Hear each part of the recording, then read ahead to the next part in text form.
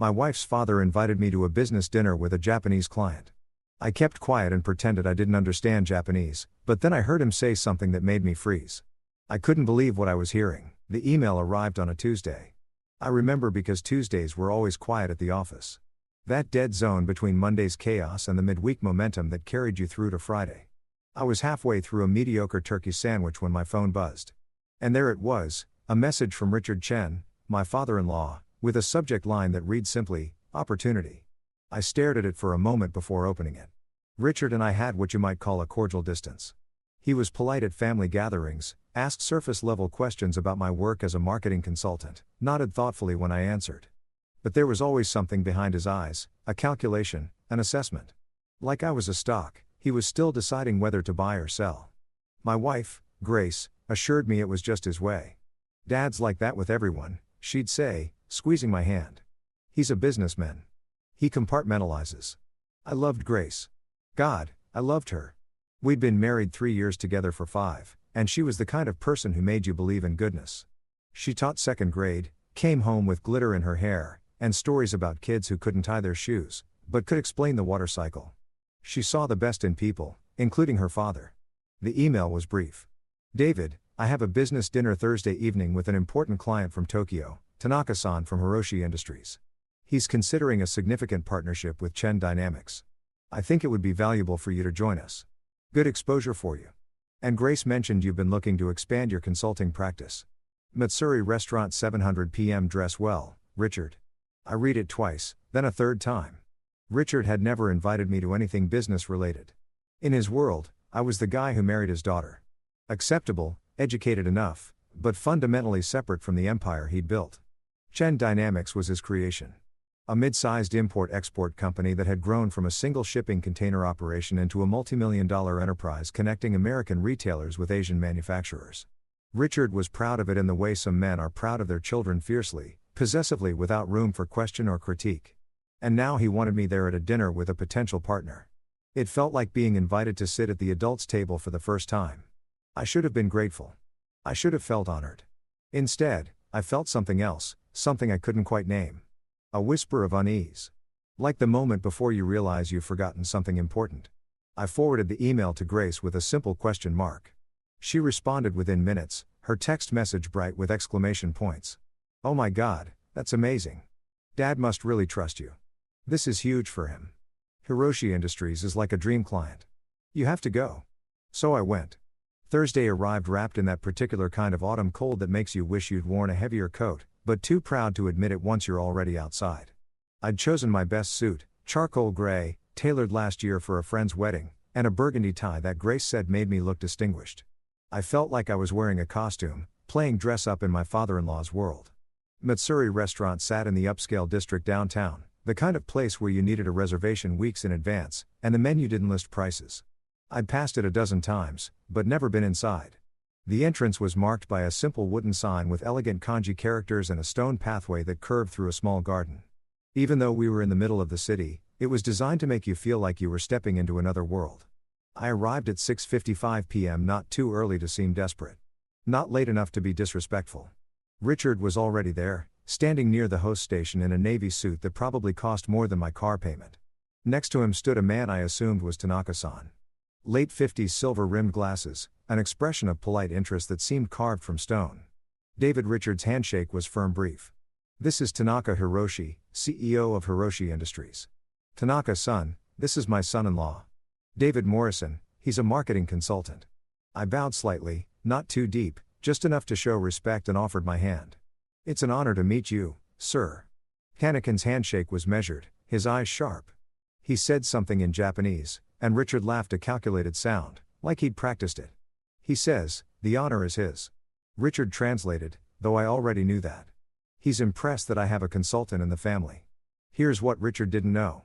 I spoke Japanese fluently. It wasn't something I advertised. I'd spent 2 years in Japan after college, teaching English in a small city outside Osaka. I'd fallen in love with the language, the culture, the way silence could mean more than words.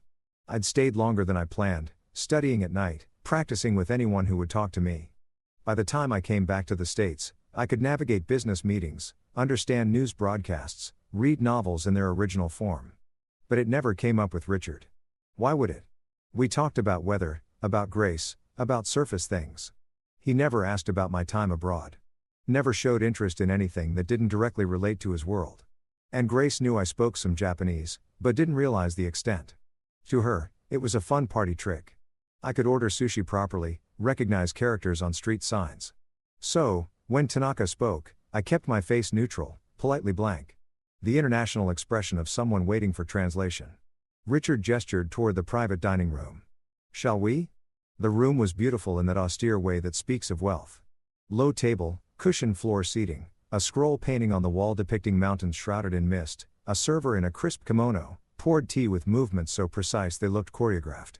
We settled in, Richard and Tanaka-san across from each other, me slightly to Richard's left. The positioning felt deliberate. I was close enough to be included, but far enough to be clearly secondary. A supporting character in someone else's scene. The conversation started safe, neutral. Richard talked about Chen Dynamics' growth trajectory, about their distribution network, about their reputation for reliability. Tanakan listened with that same carved expression, occasionally nodding, asking clarifying questions through Richard's interpretation. Except Richard wasn't just interpreting, he was editing. When Tanaka-san asked about labor practices at their partner factories, Richard translated it as a question about production capacity. When Tanaka-san mentioned concerns about supply chain transparency, Richard spun it into a question about logistics efficiency. I kept my face still, sipped my tea, nodded at appropriate moments, but inside something was shifting. A discomfort that started as a pin prick and began to spread. The food arrived in waves, sushimi arranged like flowers, tempura so light it seemed to float. Miso soup served in lacquered bowls. Richard raised his glass in a toast. To partnership, he said, and Tanaka-san echoed him in Japanese. We drank. The sake was smooth, warm going down. Then Tanaka-san said something that made me set down my cup very carefully. This project involves a significant investment. I only do business with transparent people.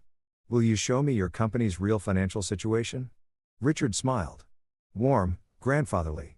He responded in English, which I would then need to translate back in my head to understand what Tanakan was hearing. Tanakan wants to confirm our mutual commitment to this partnership. He's expressing his enthusiasm. That wasn't remotely what he said. I felt something cold settle in my stomach. The kind of cold that has nothing to do with temperature and everything to do with recognition. The moment when you realize the ground beneath you isn't solid. Tanakan's eyes narrowed slightly. He wasn't stupid. He could sense the discrepancy. Even if he couldn't pinpoint it, he said something else slower this time, more deliberate. I don't work with liars. Richard laughed again. He says he's excited to see our facility next week. The lie was so blatant, so utterly disconnected from what had actually been said that for a moment I thought I'd misheard. That my Japanese was rustier than I thought. But no, I understood perfectly. And Richard was deliberately, systematically mistranslating every challenging question Tanaka-san asked. I looked at my father-in-law. Really looked at him. He was relaxed, confident, completely at ease. He thought he was in control. He thought he could manipulate this conversation, steer it toward whatever outcome he wanted, and no one would be the wiser because why would they? Who brings someone who speaks Japanese to a business dinner and doesn't mention it? Tanaka-san was speaking again. I want to ask about your son-in-law. Does he speak Japanese? Richard glanced at me. Then back to Tanakan. He's asking what you think of the meal, David. Tell him it's excellent. My mouth was dry. It's excellent, I said. Best I've had. Tanakan studied me for a long moment. Then he switched to English, accented but clear. You enjoy Japanese food, Mr. Morrison? Very much, I said. My voice sounded normal, calm, like I wasn't screaming internally. My wife and I try to visit authentic places when we can. Have you been to Japan? The question hung there. Richard's posture shifted almost imperceptibly. Alert. A long time ago, I said carefully. Right after college. I taught English for a while. Ah. Tanaka-san's expression didn't change. Where? Osaka Prefecture. A small city. You probably wouldn't know it. I see. He returned to his sake, to his food. But I could feel him thinking, processing, calculating. The dinner continued. More dishes arrived. More lies were translated. Richard grew increasingly comfortable, talking about profit margins that sounded inflated, about supplier relationships that seemed too good to be true, about contracts he claimed were already secured, when Tanakan had explicitly said he needed to see documentation first. And I sat there, silent. Complicit by virtue of my silence. Because here's the thing about knowledge. Once you have it, every moment you don't act becomes a choice. Every second I sat there understanding the real conversation while Richard spun his fiction, I became part of the deception. Not actively, I wasn't lying, but I was allowing the lies to continue. I was the silent witness to something that felt increasingly like fraud. When Tanaka-san excused himself to take a phone call, Richard leaned toward me. "This is going well," he said quietly. "Better than I expected. Tanaka's on board. I can feel it. Are you sure he understands everything you're telling him?" I asked carefully. Richard waved a hand. "His English is good enough for the important parts. And I've been working with Japanese clients for 20 years, David. I know how to navigate this." "You're lying to him." I wanted to say, "You're mistranslating every difficult question. You're building a partnership on deception." But I didn't say it. I nodded. I sipped my tea. I became complicit. Tanaka-san returned. The dinner wound down.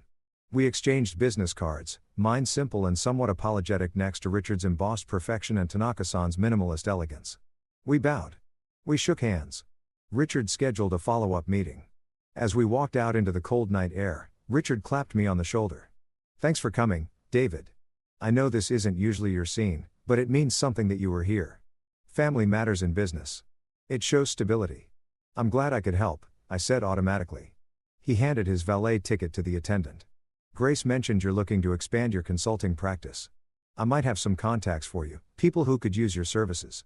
Let me make some calls." It was an offering, a reward for good behavior, for playing my part, for being the appropriate son-in-law who dressed well and made polite conversation and asked no uncomfortable questions. I should have felt grateful. Instead, I felt dirty, like I'd witnessed a crime and done nothing, like I'd sold something I couldn't name for the promise of professional advancement I wasn't sure I wanted. I drove home in silence. Grace was already asleep when I got there. The apartment dark, except for the small lamp she always left on in the hallway. I stood in the doorway to our bedroom, watching her breathe, peaceful and unaware. My phone buzzed. A text from Richard. "Good work tonight. We'll talk soon." I deleted it. Then I sat down at our kitchen table and opened my laptop. I pulled up Chen Dynamics' website, started clicking through pages I'd never bothered to read before. Public filings, press releases, partnership announcements. I was looking for something. I didn't know what yet, but I knew this. Something was deeply wrong. And I was the only person in that room who understood exactly how wrong it was. The question was what I was going to do about it. If you've ever discovered something you weren't supposed to know, you understand the weight of it. How it sits in your chest like a stone. How every conversation afterward feels like navigating a minefield because you're carrying information that changes everything. I sat there until sunrise, reading, researching, beginning to understand the scope of what I'd witnessed. And slowly, very slowly, I began to form a plan. Grace found me at the kitchen table that morning, laptop still open, cold coffee in a mug I didn't remember pouring. "Did you even come to bed?" Her voice was soft with sleep, concerned. She wore my old college t-shirt, her hair pulled into a messy bun. Beautiful in that unconscious way that made my chest ache. I closed the laptop too quickly. The kind of movement that draws attention rather than deflects it. "Couldn't sleep," I said, which was true. "Too wired from the dinner." She smiled, patting over to kiss my forehead. "I knew it would go well. Dad wouldn't have invited you if he didn't think you could handle it." She moved to the coffee maker, starting a fresh pot. "Tell me everything. Was the client impressed? Did Dad introduce you properly? Oh, God. Was the food amazing?" I watched her. My wife, the woman who saw good in everyone, who believed her father's world was built on hard work and integrity because that's what he told her. That's what she needed to believe. "The food was incredible," I said. Each word felt calculated. Tanaka-san seemed interested in the partnership. Interested. That's it. She turned, mocked, disappointed. "Come on, give me details. What did they talk about?" "Your father lied repeatedly, systematically to a man who was trying to do honest business." And I sat there and let it happen. "Supply chains," I said instead. "Distribution networks, pretty technical stuff." I mostly just listened. It wasn't quite a lie, more like a strategic omission. The kind of thing that feels like betrayal even as you're doing it. Grace poured 2 cups of coffee, added cream to mine the way I liked it. "Dad texted me this morning. He said you were great, that you really impressed him." She handed me the mug, her eyes bright. "David, this could be huge for us if he starts referring clients to you. If he actually brings you into his business circle." She didn't finish the sentence. She didn't need to. We'd been talking about buying a house, about starting a family, about all the things that required money we didn't quite have yet. Richard's world, his connections, his influence could change that. Could change everything. Yeah, I said. It could be. She kissed me again longer this time, then headed to the shower. I heard the water start, heard her humming something cheerful and off-key. I reopened the laptop. Research became my new obsession. I told myself it was due diligence, professional curiosity, the natural instinct of someone who'd stumbled onto information that didn't add up. But really, it was something else, a compulsion. The same way you can't stop pressing on a bruise to see if it still hurts. Chen Dynamics' public information was impressive on the surface. 23 years in business, steady growth, partnerships with major retailers, suppliers across Asia. Richard's biography on the company website painted him as a self-made success story. Immigrant parents, worked his way through college. Built his empire from nothing, but when you looked closer, really looked, things started to blur at the edges. Financial statements that were technically compliant but vague in crucial areas. Partner companies that existed on paper but had minimal online presence. Glowing testimonials from clients whose names, when I searched them, led to dead ends or businesses that had dissolved years ago. And then there were the lawsuits buried deep in public records, settled quietly, sealed under confidentiality agreements. 3 in the past 5 years, all from Asian suppliers claiming breach of contract, unpaid invoices, misrepresentation of terms, nothing proven, nothing that stuck, but a pattern nonetheless. Like seeing the same card come up too many times in what's supposed to be a random shuffle. I created a folder on my laptop, labeled it Market Research, generic enough that Grace wouldn't think twice if she saw it.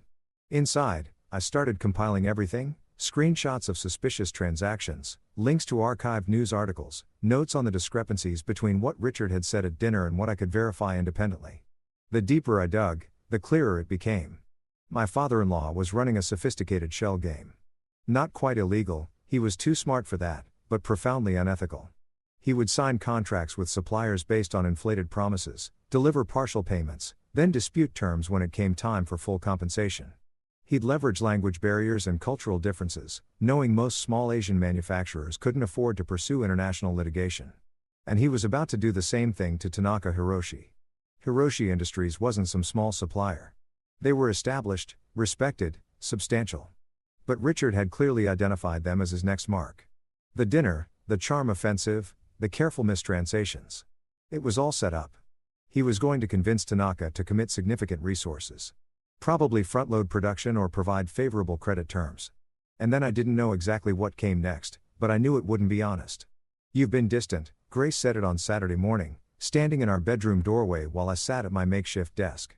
Really just a corner of our dining table where I'd claimed squatters' rights. My laptop was open again, always open now.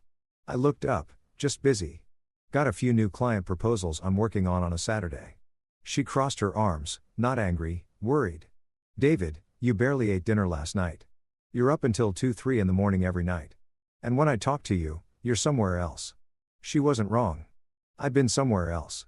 Stuck in a loop of discovery and dread, trying to figure out what the hell I was supposed to do with information I never should have had. "I'm sorry," I said, and meant it. "This project is just, it's complicated." "Is it for one of Dad's contacts?" she asked hopefully. "Did he send work your way already?" The assumption stung that any professional success I had would naturally flow from Richard's generosity, that I needed his intervention to thrive. "No," I said, "different client." Grace moved closer, put her hand on my shoulder. "I'm proud of you. You know that, right? You don't need to kill yourself trying to prove something." But that was exactly what I was doing. Trying to prove something to myself, maybe. That I wasn't just the son-in-law who showed up on holidays and smiled politely. That I had principles that mattered more than comfort, that I could see wrongdoing and not just turn away because it was easier. "I know," I said. I pulled her down for a kiss, held her a moment longer than necessary, like I was trying to memorize something I was afraid of losing. Monday, I called in sick to work, told my actual clients I had food poisoning, spent the day at the public library instead, using their computers and guest Wi-Fi because I was becoming paranoid about digital footprints. I found Tanaka Hiroshi's professional profile on LinkedIn. Distinguished career, board member of 2 nonprofits focused on ethical business practices, published articles about corporate responsibility and transparent supply chains. He wasn't just a businessman. He was someone who genuinely cared about doing things right. And Richard was going to destroy him, or try to anyway. Because Tanaka wasn't some small operation that could be bullied or manipulated. He had resources. He had reputation. If Richard tried his usual tactics and Tanaka discovered the deception, the lawsuit would be massive, public. It would unravel everything Richard had built and Grace would be caught in the aftermath. Her father exposed, her family name dragged through proceedings and press coverage. The carefully constructed world she lived in would collapse. I could prevent that.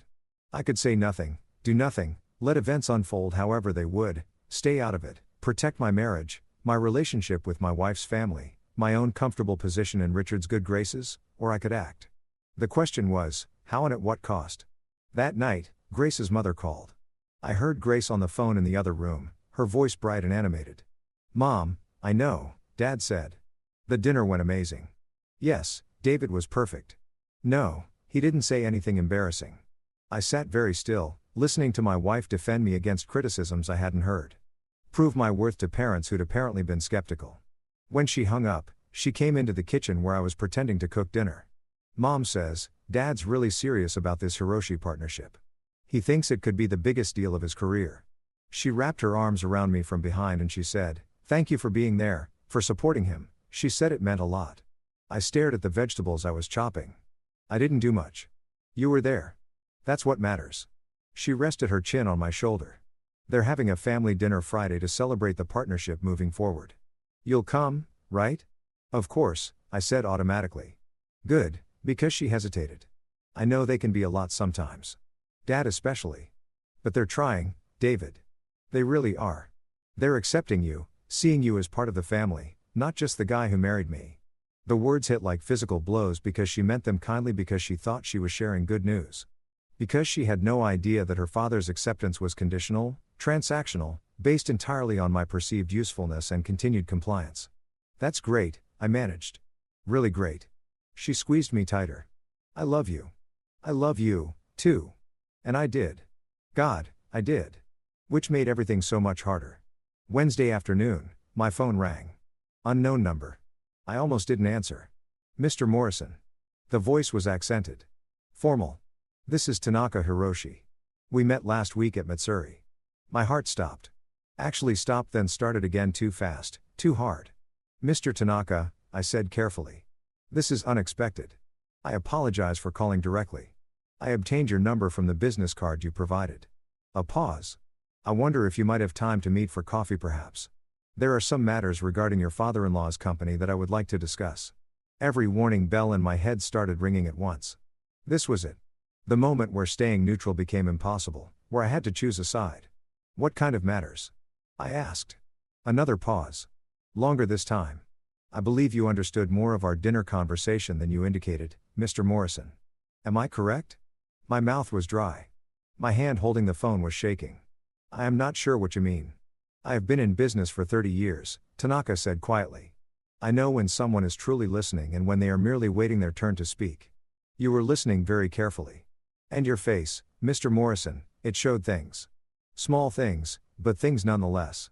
I closed my eyes. "Mr. Tanaka, I am not asking you to betray anyone," he interrupted. "I am simply asking for truth. I am about to commit significant resources to a partnership with Chen Dynamics.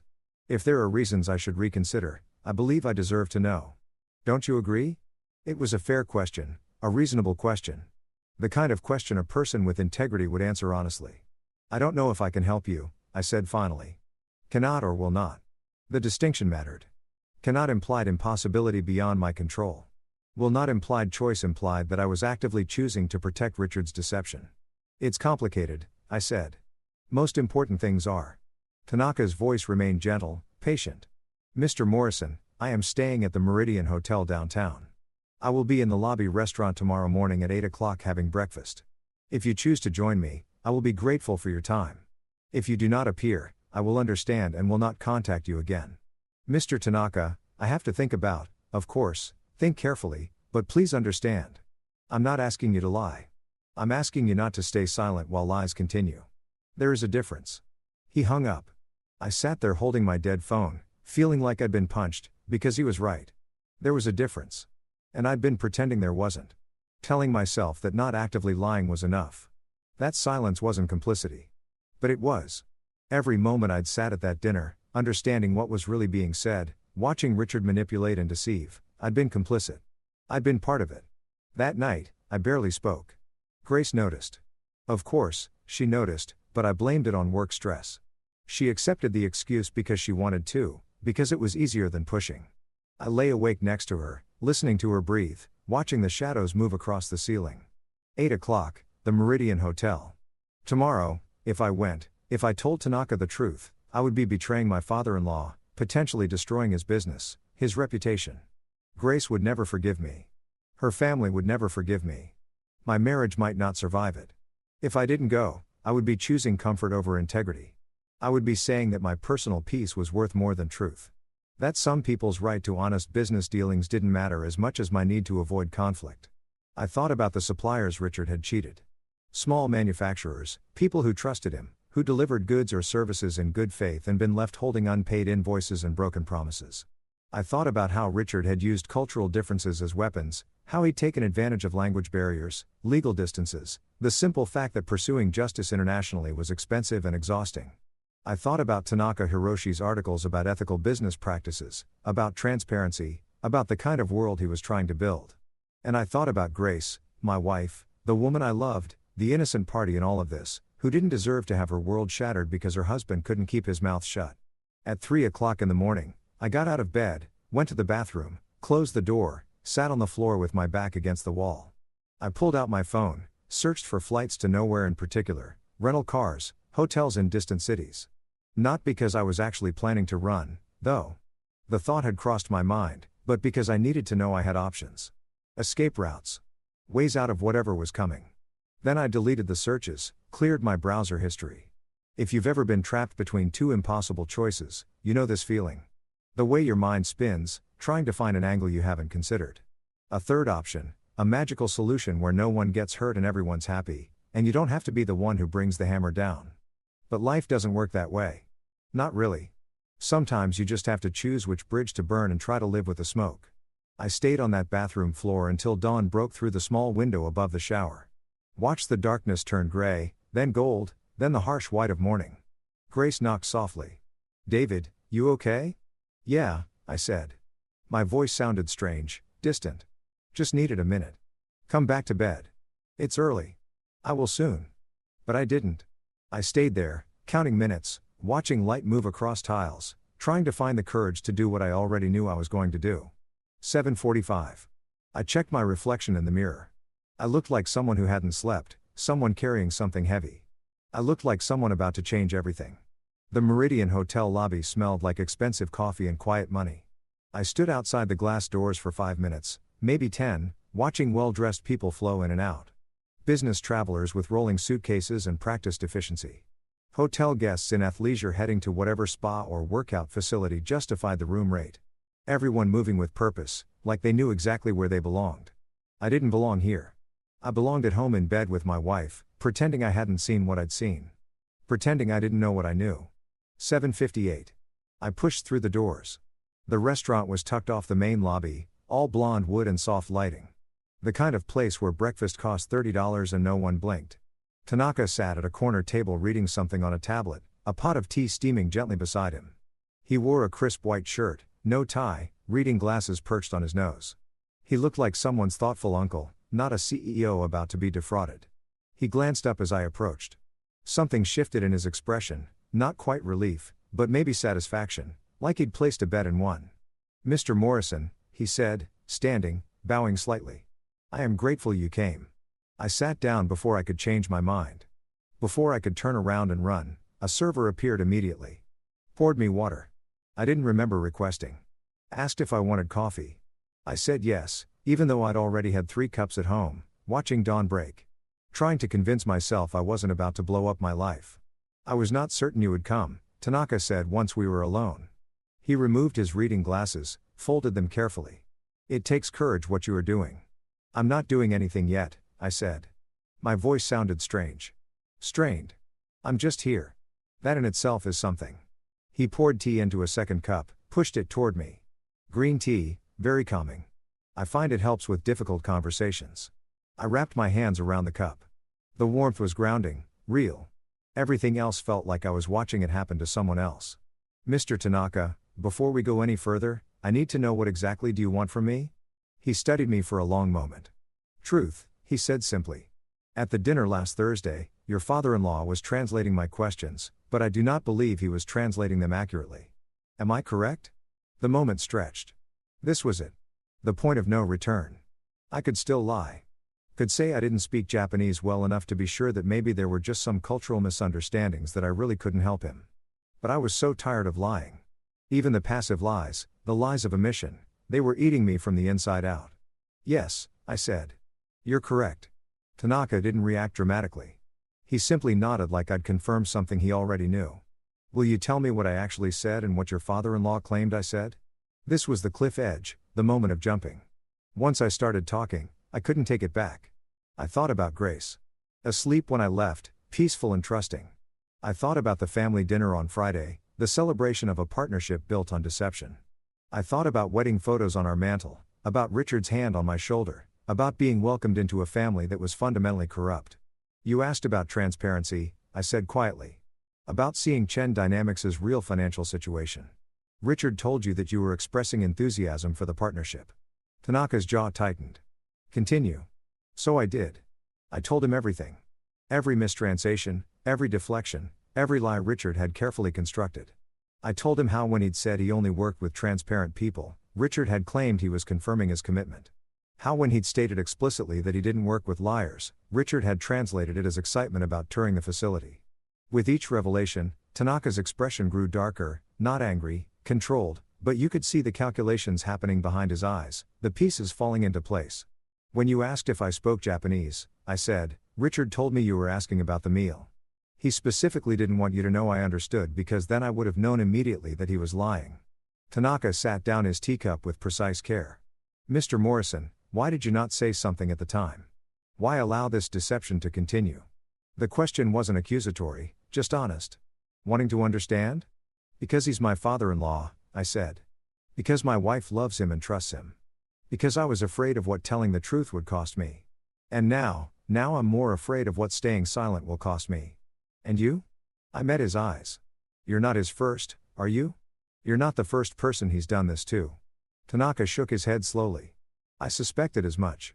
When I began my due diligence on Chen Dynamics, there were inconsistencies, small things that did not align. Former partners who would not return calls, sealed legal settlements, nothing conclusive, but enough to create doubt. So why move forward at all? Because I wanted to give him the benefit of that doubt because I believe in assuming good faith until proven otherwise. His voice hardened. But I also believe in protecting myself and my company, which is why I had my legal team continuing their investigation, even as we moved toward partnership discussions. He pulled out his phone, swiped through something, then turned it toward me. It was an email thread, all in Japanese, between his lawyers and what looked like representatives from several Asian manufacturing companies. 3 confirmed cases of contract manipulation, Tanaka said. 2 cases of partial payment followed by spurious quality complaints to avoid full compensation. 1 case of complete non-payment with threats of legal action if pursued. All within the past 6 years, all with smaller suppliers who could not afford international litigation. I felt sick. Why hasn't anyone stopped him? Because he is careful. He stays just within legal boundaries. Exploits language barriers and cultural differences makes it more expensive to pursue justice than to accept the loss. It is a strategy, Mr. Morrison. A calculated, methodical strategy of predation. The coffee arrived. I didn't touch it. Couldn't imagine putting anything in my stomach right now. There is something else, Tanaka said. He pulled a folder from the bag beside his chair, slid it across the table. This arrived yesterday from my investigators. I think you should see it. I opened the folder. Financial documents. Chen Dynamics internal records somehow obtained by Tanaka's team, and they painted a very different picture than the public filings I'd seen. The company was in trouble. Deep trouble. Revenue was down 40% over 3 years. Several major clients had severed relationships. The operational accounts were being shuffled between subsidiaries in what looked like sophisticated money laundering, moving funds around to create the illusion of solvency while masking significant debt. Richard Chen is desperate, Tanaka said quietly. He needs this partnership not to grow his business, but to save it. My company's resources, our reputation, our distribution network. He plans to use them as collateral to secure loans he cannot currently obtain. Then when those loans come due and he cannot pay, the liability will partially fall on Hiroshi Industries as his partner. Jesus. The word came out barely above a whisper. If I had signed the preliminary agreement we discussed, which he was pushing to finalize this week, I would have exposed my company to potentially millions in fraudulent debt. Tanaka closed the folder. Your father-in-law is not just unethical, Mr. Morrison. He is engaged in what my lawyers believe constitutes criminal fraud. The restaurant sounds faded to background noise. The clink of silverware, the murmur of conversation, the soft jazz playing through hidden speakers. It all felt very far away. What are you going to do? I asked. Legally, I'm withdrawing from all partnership discussions immediately. My lawyers will file formal complaints with the appropriate regulatory agencies. What happens after that is beyond my control. He paused. But that is not why I asked you here. Then why? Tanaka leaned forward. Because you are in danger, Mr. Morrison. When I withdraw, when investigations begin, your father-in-law will look for explanations. He will wonder how his deceptions were discovered. And he will remember that you were present at our dinner, that you sat silent while he spoke Japanese. Eventually, he may wonder why you were so silent. The implication settled over me like ice water. You think he'll blame me? I think he will look for someone to blame, and you are the obvious variable, the new element in his careful equation. Tanaka's voice softened. I am telling you this not to frighten you, but to give you time to prepare, to protect yourself, and if I may say, to protect your wife. She deserves to know who her father truly is. Grace, God, Grace. She won't believe me, I said. If I tell her any of this, she'll think I'm attacking her father, that I'm trying to drive a wedge between them. Perhaps initially. Tanaka pulled another document from his folder, which is why I am giving you this, a full report from my investigators with documentation, not speculation, not interpretation, simply facts, dates, records. If you choose to show it to her, she will have evidence.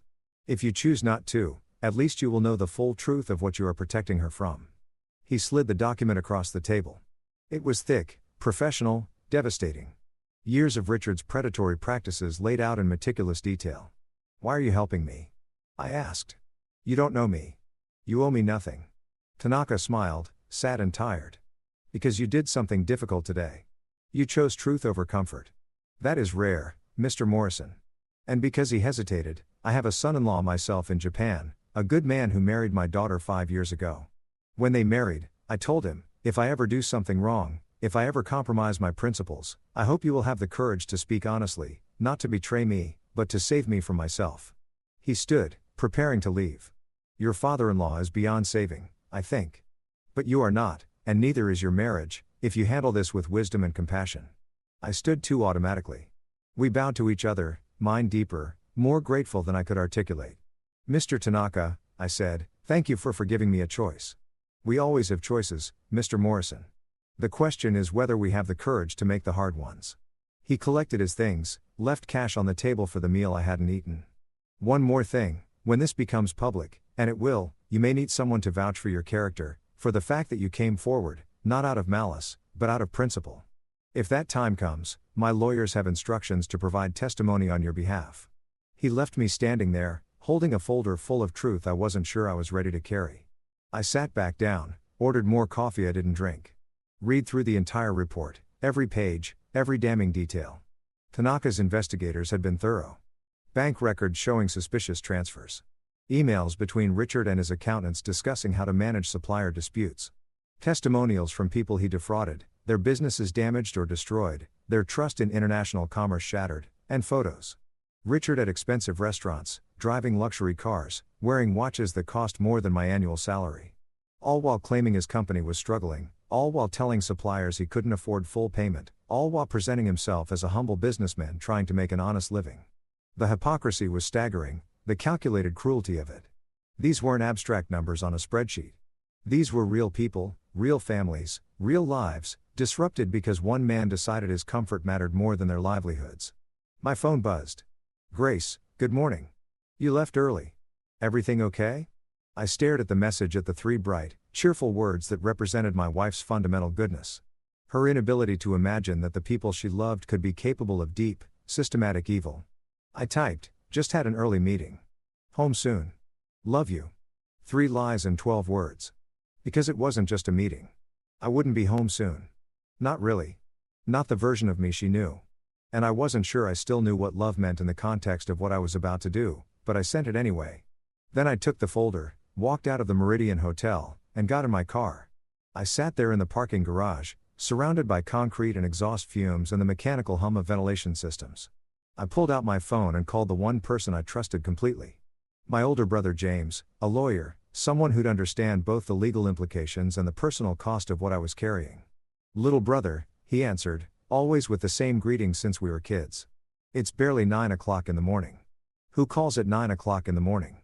"James," I said, "I need help and I need you not to tell anyone, not even Mom, until I figure out what I'm doing." His tone changed immediately. "What happened?" So I told him, sitting in that parking garage, cars coming and going around me, I told him everything. The dinner, the lies, the meeting with Tanaka, the folder full of evidence now sitting on my passenger seat like a bomb. He was quiet for a long time after I finished.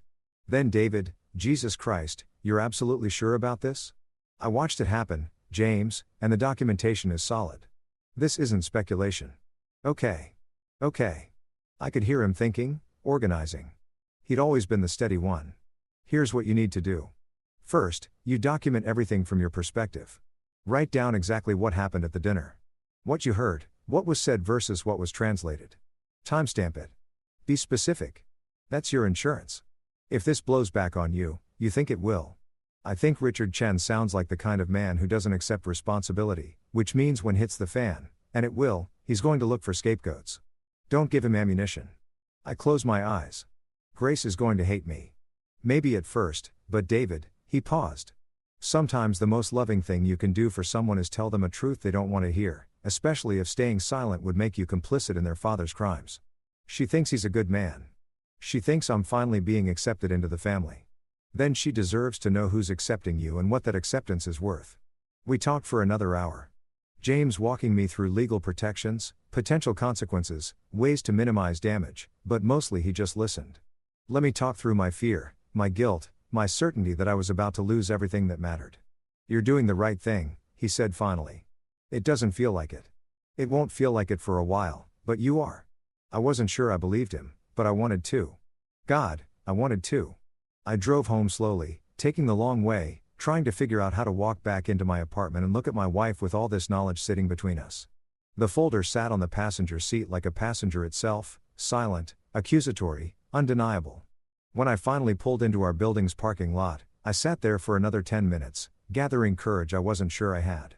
Then I grabbed the folder, got out of the car, and walked toward a conversation that was going to change everything. If you've ever stood at the threshold of your own life, knowing that once you step forward, nothing will ever be the same. You understand this moment, the weight of it, the finality. I put my key in the lock, heard Grace singing in the kitchen, something off-key and happy. And I opened the door. Grace was making pancakes. I could smell them before I even closed the door. That sweet, buttery smell that meant weekend mornings and lazy contentment. She was at the stove, spatula in hand, humming along to something playing from her phone. She'd changed out of my t-shirt into jeans and a soft sweater, pulled her hair back with a clip that was already losing its grip. She turned when I entered, smiled. That sunrise smile that had made me fall in love with her in the first place. "There you are. I was starting to think your meeting had kidnapped you. Are you hungry?" I made way too much batter. I set my keys on the counter. The folder was tucked under my arm, hidden against my body. Like if I kept it out of sight, I could delay what came next. "Grace," I said, "we need to talk." The smile faltered. Not gone, just uncertain. "Okay, that sounds ominous. What's wrong?" "Everything. I wanted to say everything is wrong and it's about to get worse and I'm so sorry." "Can you turn off the stove?" I asked. Now the smile disappeared completely. She switched off the burner, set down the spatula with careful precision. "David, you're scaring me. What happened at your meeting?"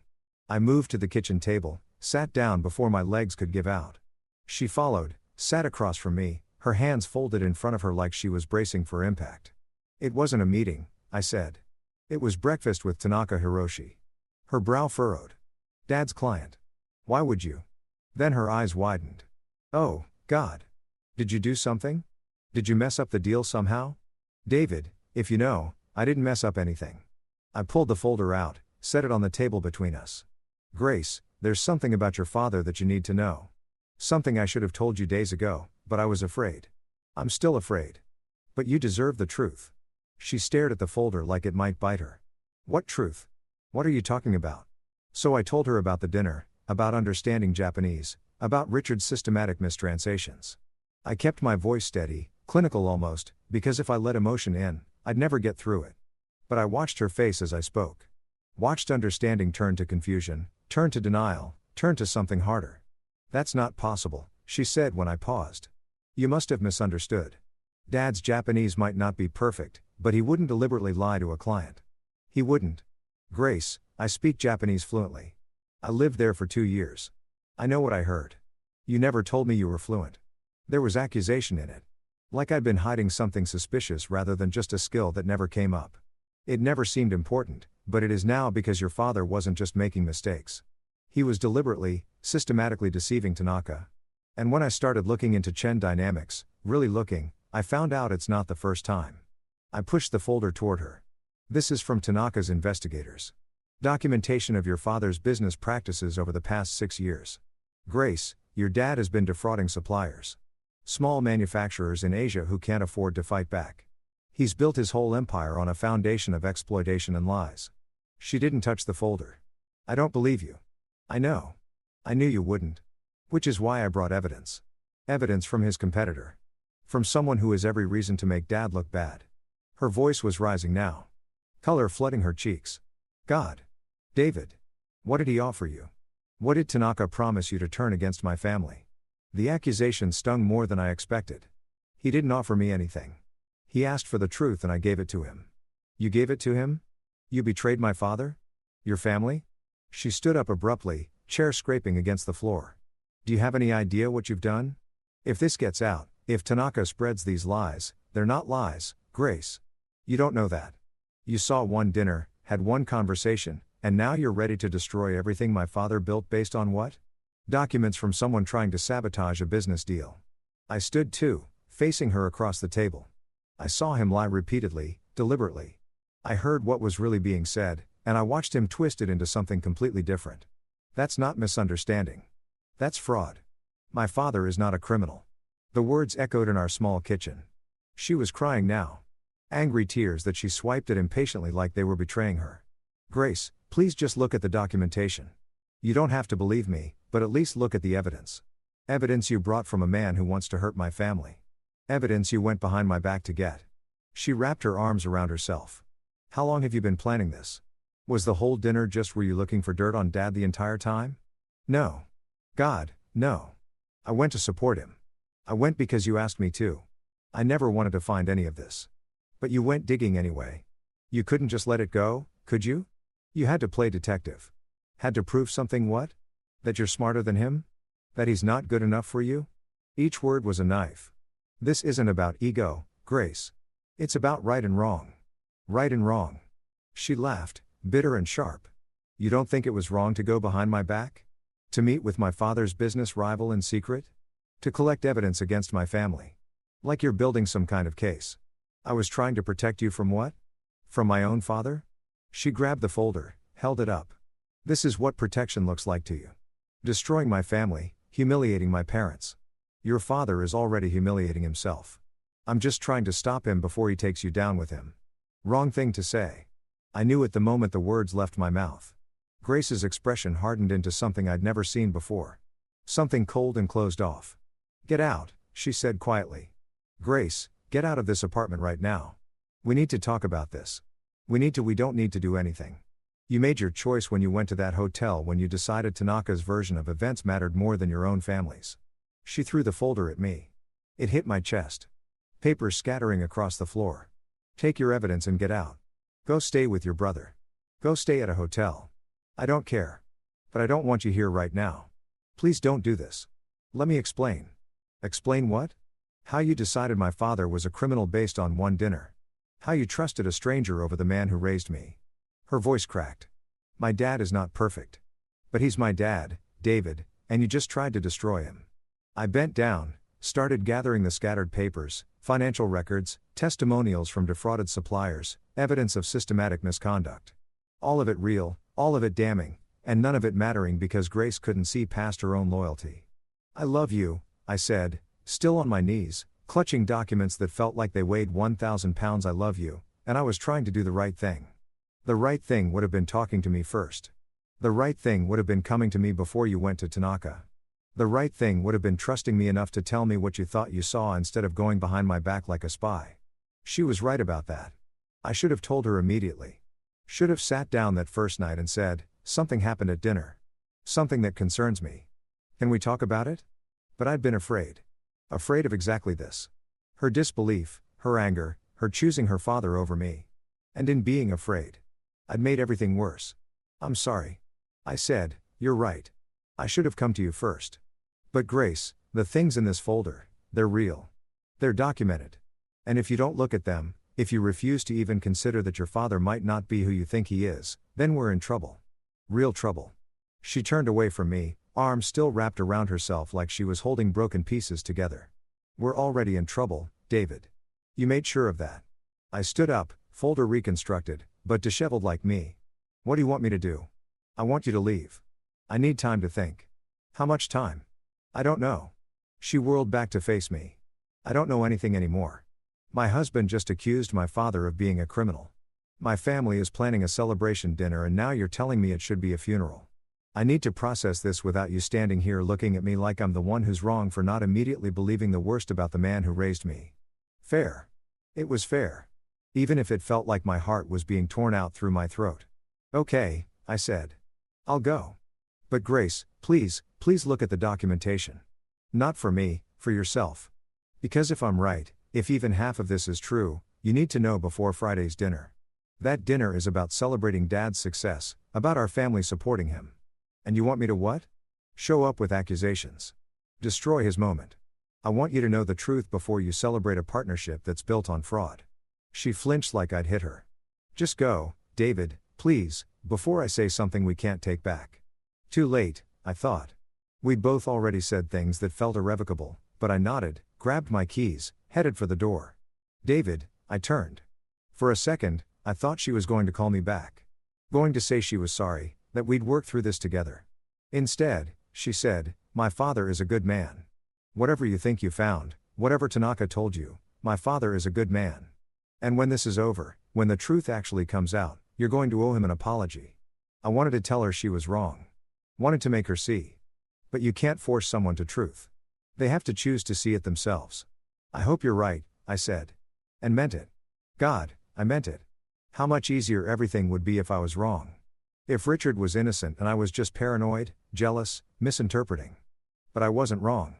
And deep down underneath her anger and denial, I think Grace knew it, too. Which was why she was so angry. Because knowing something and accepting it are two different things. I left. I drove to James' place. He lived 40 minutes away in a neighborhood he could barely afford. A one-bedroom apartment that smelled like old coffee and law books. He opened the door in sweatpants and a faded band t-shirt, took one look at my face, and pulled me inside. That bad? He asked. Worse, he made coffee. I didn't drink while I sat on his couch and told him everything. Grace's reaction, her denial, her anger, the way she'd looked at me like I was a stranger, someone capable of betrayal. She'll come around, James said. Once she looks at the documentation, she won't look at it. She threw it at me. Okay. But once the news breaks, once Tanaka files his complaints and investigations start, she'll blame me for starting it. I put my head in my hands. She'll think I initiated everything, that I set her father up somehow. Did you tell her that Tanaka already knew? That his investigators had already found everything before you even met? She didn't want to hear it. In her mind, I went to Tanaka first. I chose him over her family. Nothing else matters. James sat down across from me. David, listen. I know this feels impossible right now, but you did the right thing.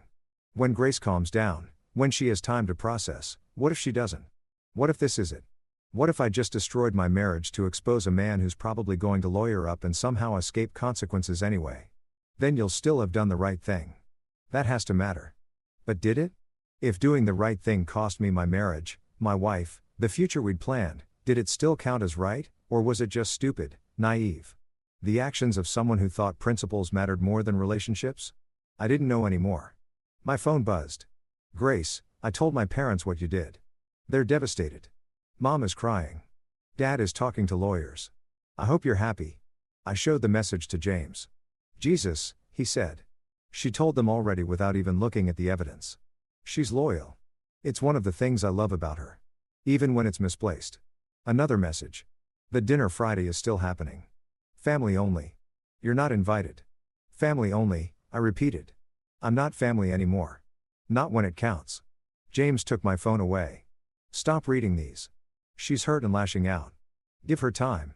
But time felt like quicksand. The more that passed, the deeper I'd sink.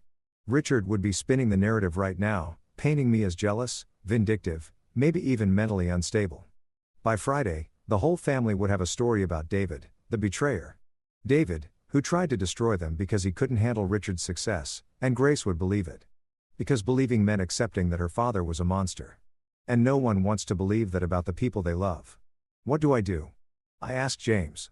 Just wait. Hope she changes her mind. You document everything. You protect yourself legally. You cooperate with any investigations that start, and you give Grace the space she asked for, even though it's killing you. Sound advice, practical, reasonable. I hated all of it. I spent the rest of the day on James' couch, staring at the ceiling, replaying every moment of the morning, looking for the point where I could have done something different, said something better, made Grace understand without making her choose between me and her father. But there wasn't one. Or if there was, I'd missed it. And now I was here, separated from my wife, accused of betrayal, carrying truth that no one wanted to hear. My phone rang around 5. Unknown number. I almost didn't answer. Mr. Morrison, this is Richard Chen. My father-in-law's voice was cold, controlled, the warmth from the dinner completely gone. Mr. Chen, I said. James looked up sharply from his laptop. I'm calling as a courtesy to let you know that I've retained legal counsel regarding your slanderous accusations. If you continue to spread lies about me or my company, I will pursue legal action for defamation, interference with business relationships, and any other remedies my lawyers can identify. I haven't spread any lies. You met with Tanaka Hiroshi. You told him God knows what. And now he's withdrawn from our partnership discussions, citing concerns about my business practices. The last words were coded in contempt. You sabotaged a multi-million-dollar deal. David, do you understand that? You destroyed something my company desperately needed because of what? Jealousy. Spite. I told him the truth about what happened at the dinner. Your interpretation of what happened. Your biased, uninformed interpretation colored by your obvious resentment of my success. So that was the story. I was jealous, resentful, a small man trying to bring down someone bigger. If you actually believe that, I said carefully, then you have nothing to worry about. The truth will exonerate you. The truth, Richard said, is that you betrayed your family and Grace is better off knowing that now before you could do more damage. He hung up. I sat there holding the dead phone, feeling the weight of what I'd set in motion. Richard was mobilizing, building his defenses, painting me as the villain, and Grace was helping him do it. Probably without even realizing he threatened you, James said. That was a clear threat. He's protecting himself. Exactly what you said he'd do, which means he's scared. People who have nothing to hide don't threaten lawsuits before any formal accusations are made. Maybe. Or maybe he was just a bully who knew how to use intimidation. Either way, the battle lines were drawn. I was on one side, Grace and her family on the other, and the space between us felt insurmountable. Outside James' window, the sun was setting. Friday was 2 days away.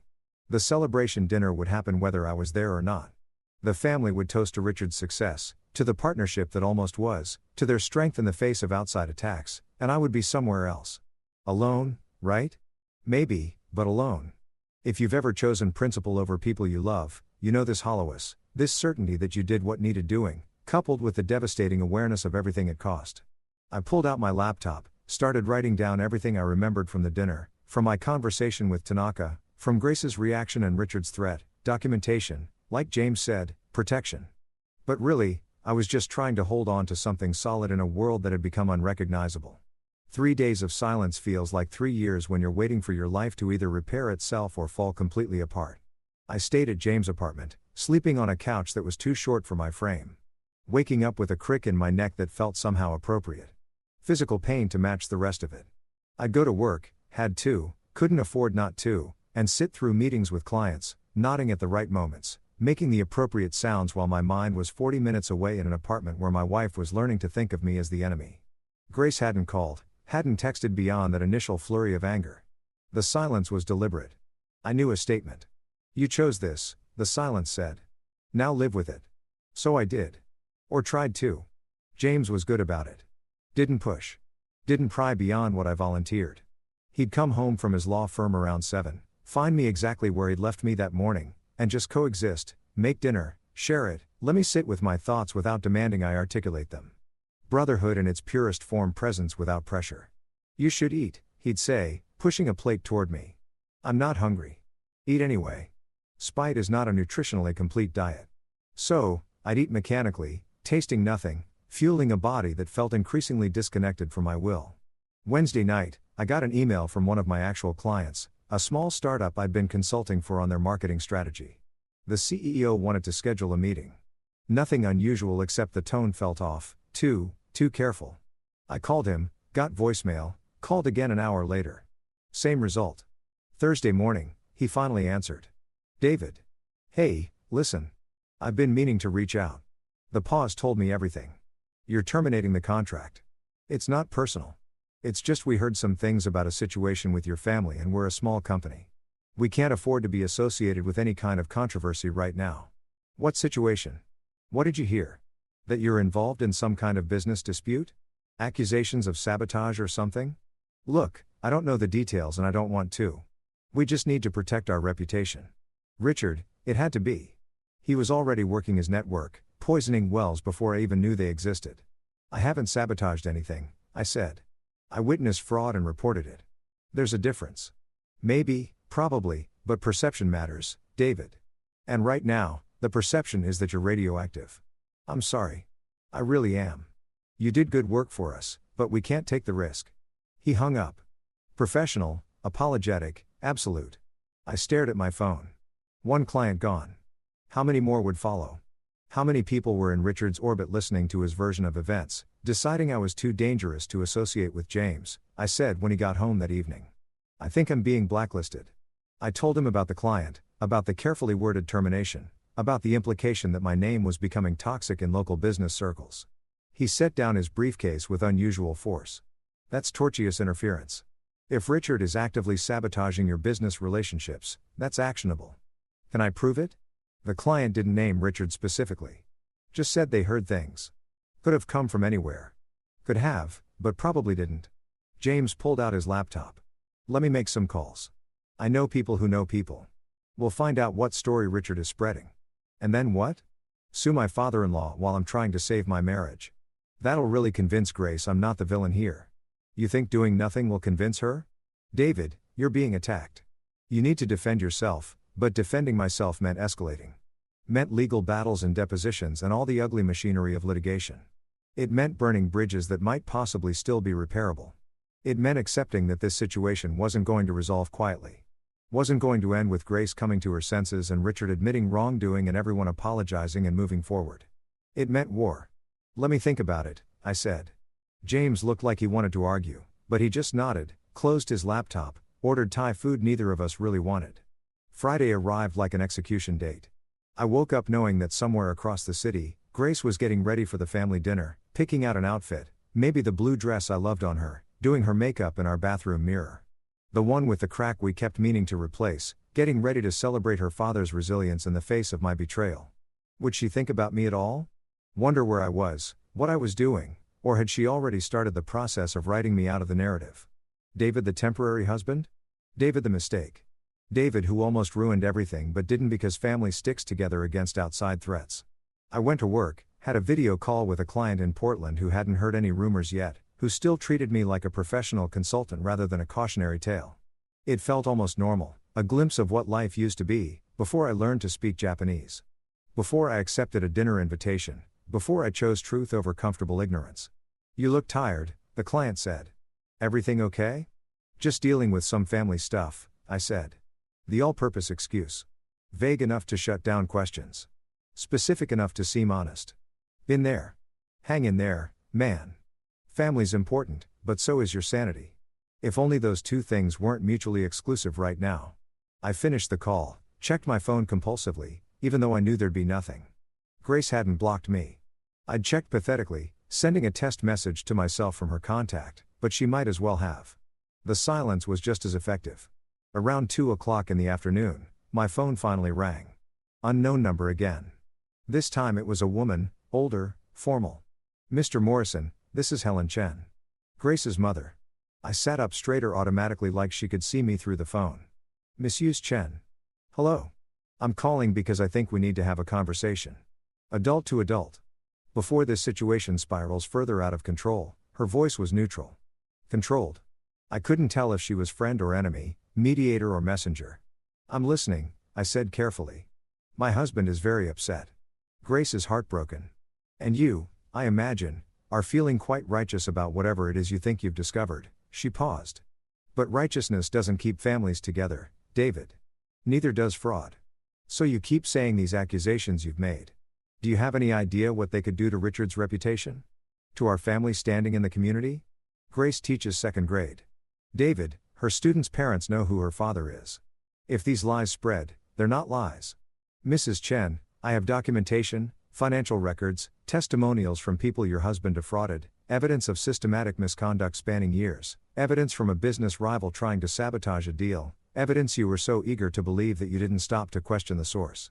So that was the story Richard had sold them. Tanaka as saboteur, me as naive, easily manipulated dupe, Mrs. Chen with respect. I know what I saw. I speak Japanese fluently. I heard your husband deliberately mistranslate critical questions from Tanaka. That's not interpretation from a rival. That's first-hand witness. She was quiet for a moment. When she spoke again, her voice was colder. You speak Japanese. How convenient. A skill you never mentioned to us. That conveniently allows you to make accusations no one else can verify. Grace knew I spoke some Japanese. Some not fluently. She mentioned you could order food and read signs. Not that you were capable of understanding complex business negotiations. Another pause. It's almost like you were keeping this skill hidden, waiting for an opportunity to use it against Richard. The accusation was absurd. Paranoid, but I could see how they'd convinced themselves of it. How Richard had probably presented it David's secret weapon, his hidden agenda, proof that this was premeditated betrayal rather than honest reporting. That's not what happened. I said it never came up because it wasn't relevant until it was. What a convenient coincidence. We were talking in circles. She wasn't calling to understand or mediate. She was calling to deliver a message dressed up as conversation. Mrs. Chen, why did you really call? To ask you to leave my family alone, to stop spreading these vicious rumors, to let Grace heal and move forward without you continuing to poison her mind against her own father. I haven't contacted Grace once since she asked me to leave. I've given her exactly the space she requested, but you've been talking to lawyers, haven't you? Planning your next move, building your case against Richard like this is some kind of game you're determined to win. How did she know about James?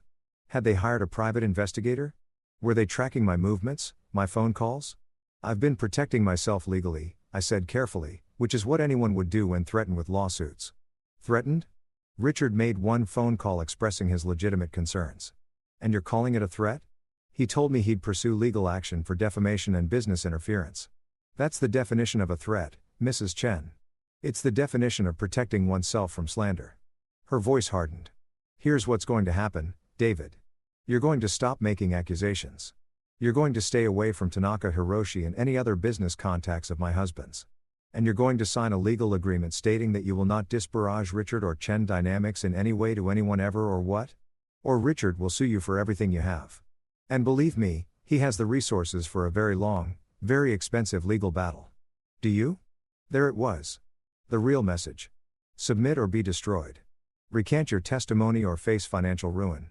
And if I agree to this, if I sign your gag order, then maybe there's a chance for you and Grace to work things out in time after appropriate counseling and a sincere apology to the family. An apology for telling the truth.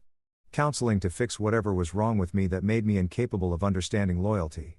A conditional, controlled path back to Grace that required me to pretend I'd been wrong about everything.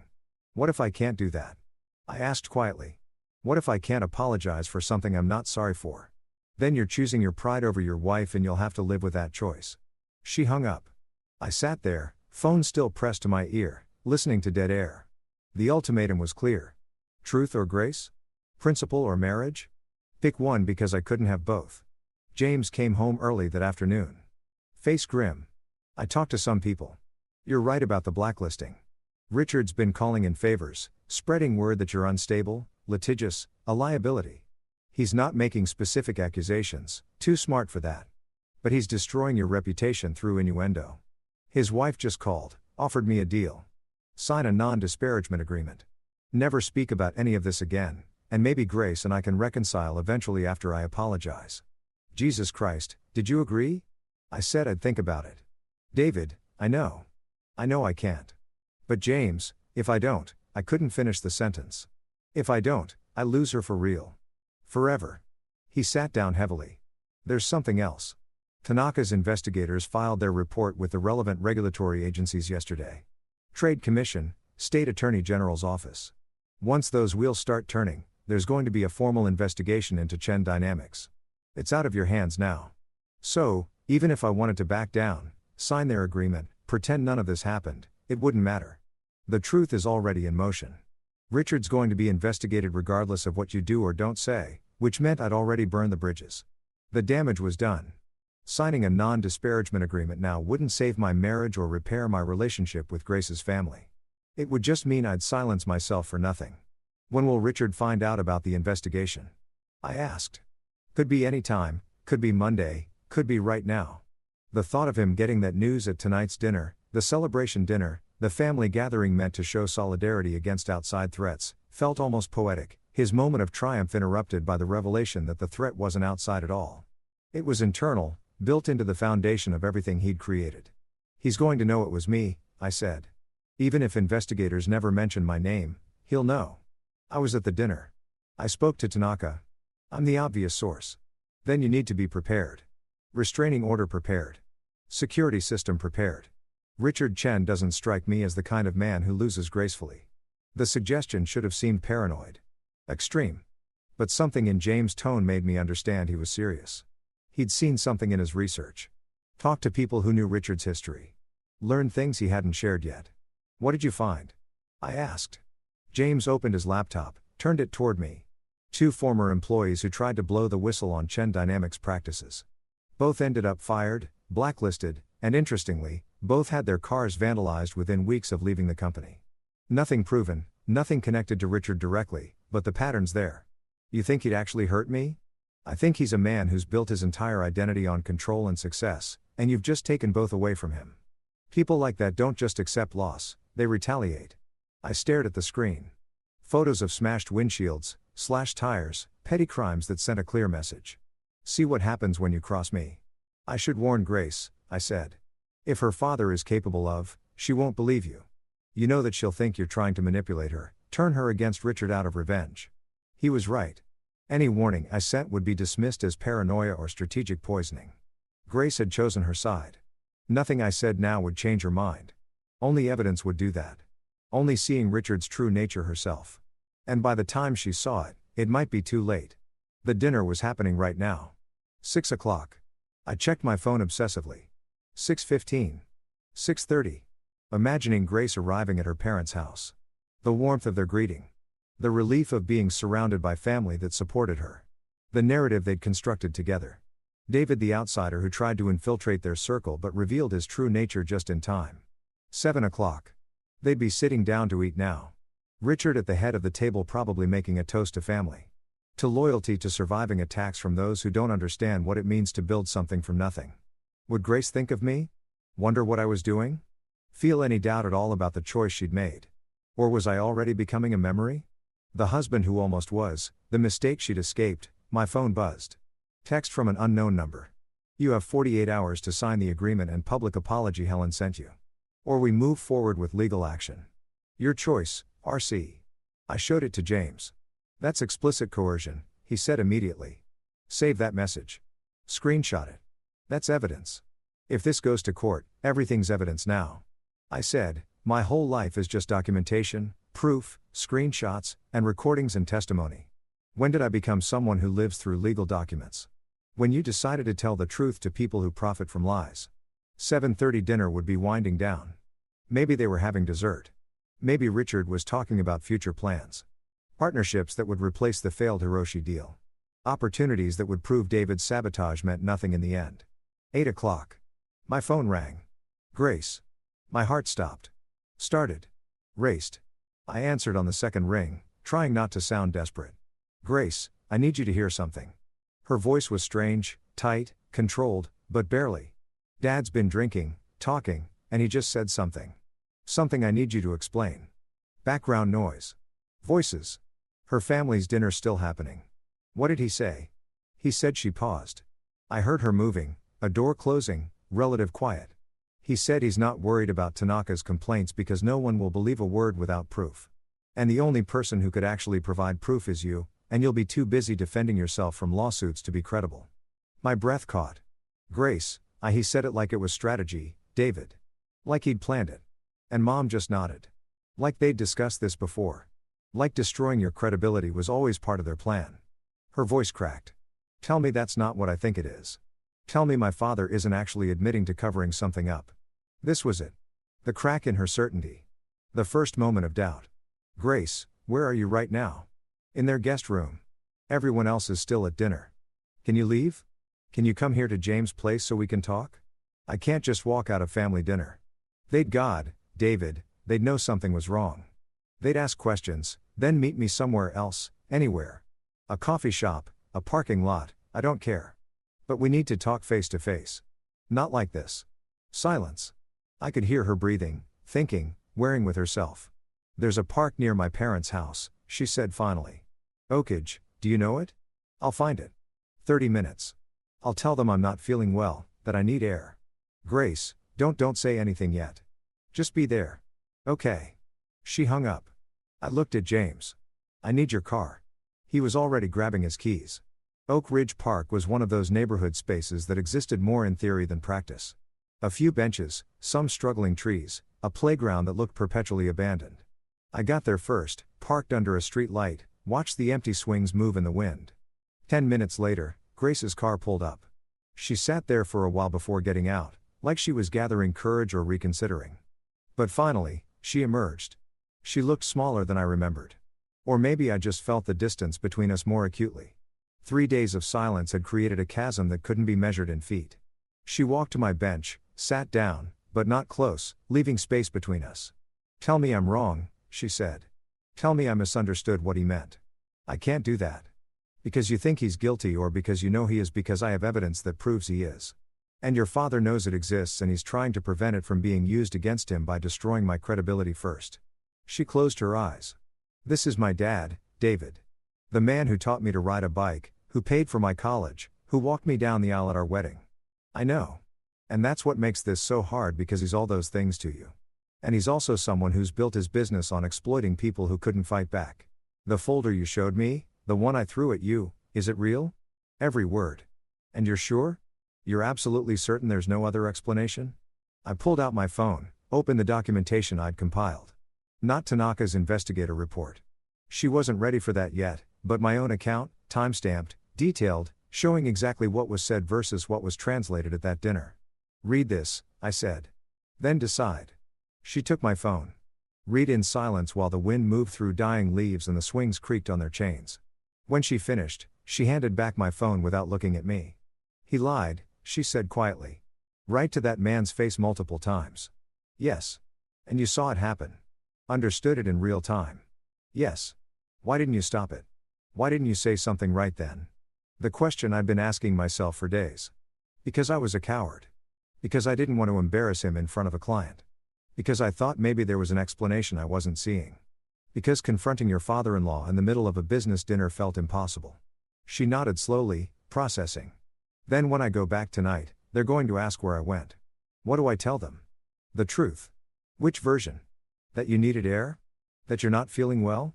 That tonight made you think about things you'd rather not think about? I looked at her. Grace, you don't have to decide everything right now. You don't have to choose sides immediately, but you deserve to know the full truth before you commit to defending someone who might not deserve it. He's my father. I know. And I'm your husband, and we're both asking you to trust us. The difference is I can prove what I'm saying. She stood up. I need time. How much? I don't know. More than 3 days, less than forever. She looked at me finally. I still love you. I need you to know that even when I'm so angry I can barely think straight.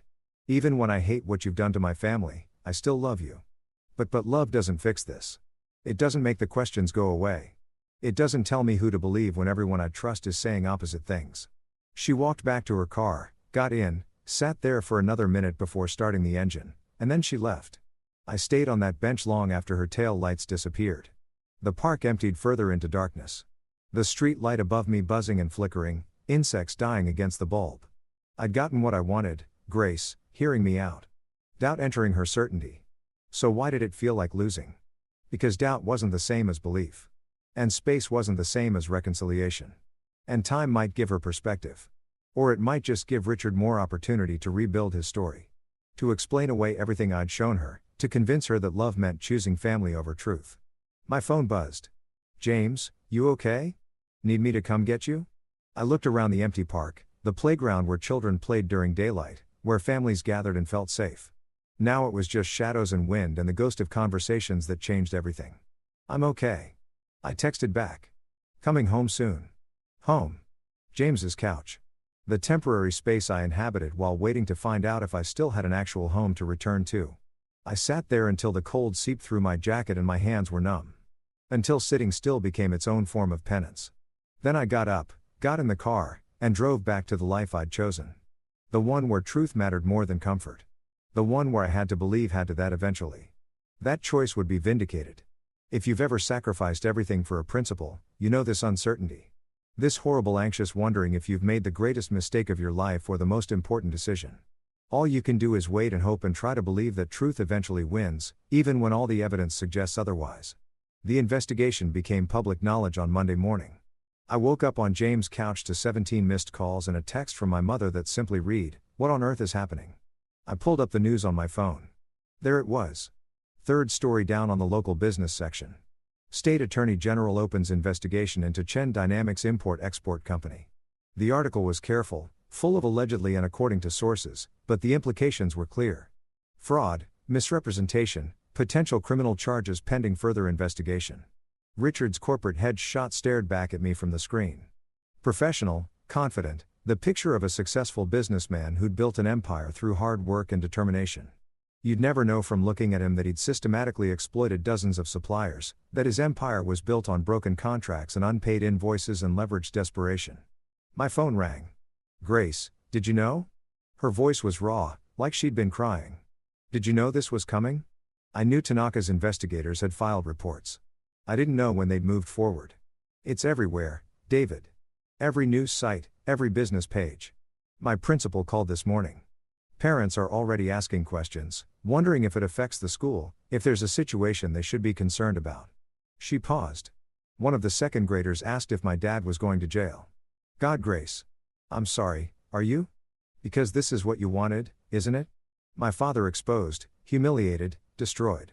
I wanted the truth to come out. I didn't want it to hurt you. Well, it does. It's hurting me very much. Do you know where I am right now? Sitting in my car in the school parking lot because I can't face going inside because everyone knows and everyone's looking at me differently. And I don't even know if my father actually did what they're saying or if this is all some horrible mistake. Grace, I went through his office last night. After I got back from the park, everyone was asleep and I went into his home office and started looking through files. Her voice dropped. I found things. David correspondence with suppliers. Emails where he's disputing charges claiming quality issues that don't match the photos he received. Spreadsheets with 2 sets of numbers. One for auditors, one labeled internal only. My chest tightened. What did you do? I took pictures of everything. Then I put it all back exactly how I found it and went to bed and pretended to be asleep when I heard him get up at 3 o'clock in the morning to make phone calls. She was crying now, trying to hide it and failing. He's my dad. He's my dad and he's been lying. Maybe for years, maybe forever. And I helped him. I defended him against you. I told you that you were wrong, that you were jealous and vindictive. And the whole time you didn't know. You couldn't have known. But I should have. Shouldn't I? I should have seen something. Some sign that the man who raised me was capable of this. But I didn't. Because I didn't want to. Because it was easier to believe you were the problem than to accept that my entire childhood was built on fraud. I wanted to hold her. Wanted to drive across the city and pull her into my arms and tell her it would be okay. But I didn't know if that was true. And I didn't know if she'd want me there. What are you going to do? I asked. I don't know. I can't turn him in. He's my father. But I can't pretend I don't know either. So, I'm just sitting here paralyzed. While my students are probably inside wondering where their teacher is and why she looks like she's been crying. Grace, listen to me. You're not responsible for your father's choices. His actions are his own. The only thing you're responsible for is deciding what you're going to do now that you know the truth. And what's the right choice, David? Tell me, because every option feels like betrayal. If I support him, I'm complicit. If I don't, I'm abandoning my family. If I stay silent, I'm a coward. If I speak up, I'm a traitor. So, please tell me what's the right choice. I didn't have an answer because there wasn't one. There was no path forward that didn't involve pain, loss, impossible decisions. That was the cost of truth. Not just discovering it, but living with it afterward. I can't tell you what to do, I said finally. But I can tell you this. Whatever you decide, I'm here. I'm still your husband. I still love you, and nothing that's happening changes that. She was quiet for a long time. Then I have to go. I can't keep my students waiting. Grace, I'll call you later. Maybe. I don't know. She hung up. I sat there on James' couch holding my phone, feeling the weight of everything we'd set in motion. The investigation, the exposure, the truth that was supposed to set people free, but mostly just broke things. The week became a blur of damage control and mounting chaos. Richard hired a crisis management firm. Within days, they'd planted stories questioning Tanaka's motives, suggesting business rivalry and competitive sabotage. They dug up dirt on one of the suppliers who testified against Chen Dynamics, a tax issue from years ago. Completely unrelated, but packaged to look suspicious. They built a narrative of Richard as victim, a successful immigrant entrepreneur being targeted by jealous competitors and overzealous regulators. And it was working, at least partially. Comment sections filled with people defending him, questioning the timing of the investigation, suggesting this was politically motivated. The court of public opinion was evenly divided, which meant Richard's strategy was effective. Create enough doubt, muddy enough waters, and truth becomes just another perspective.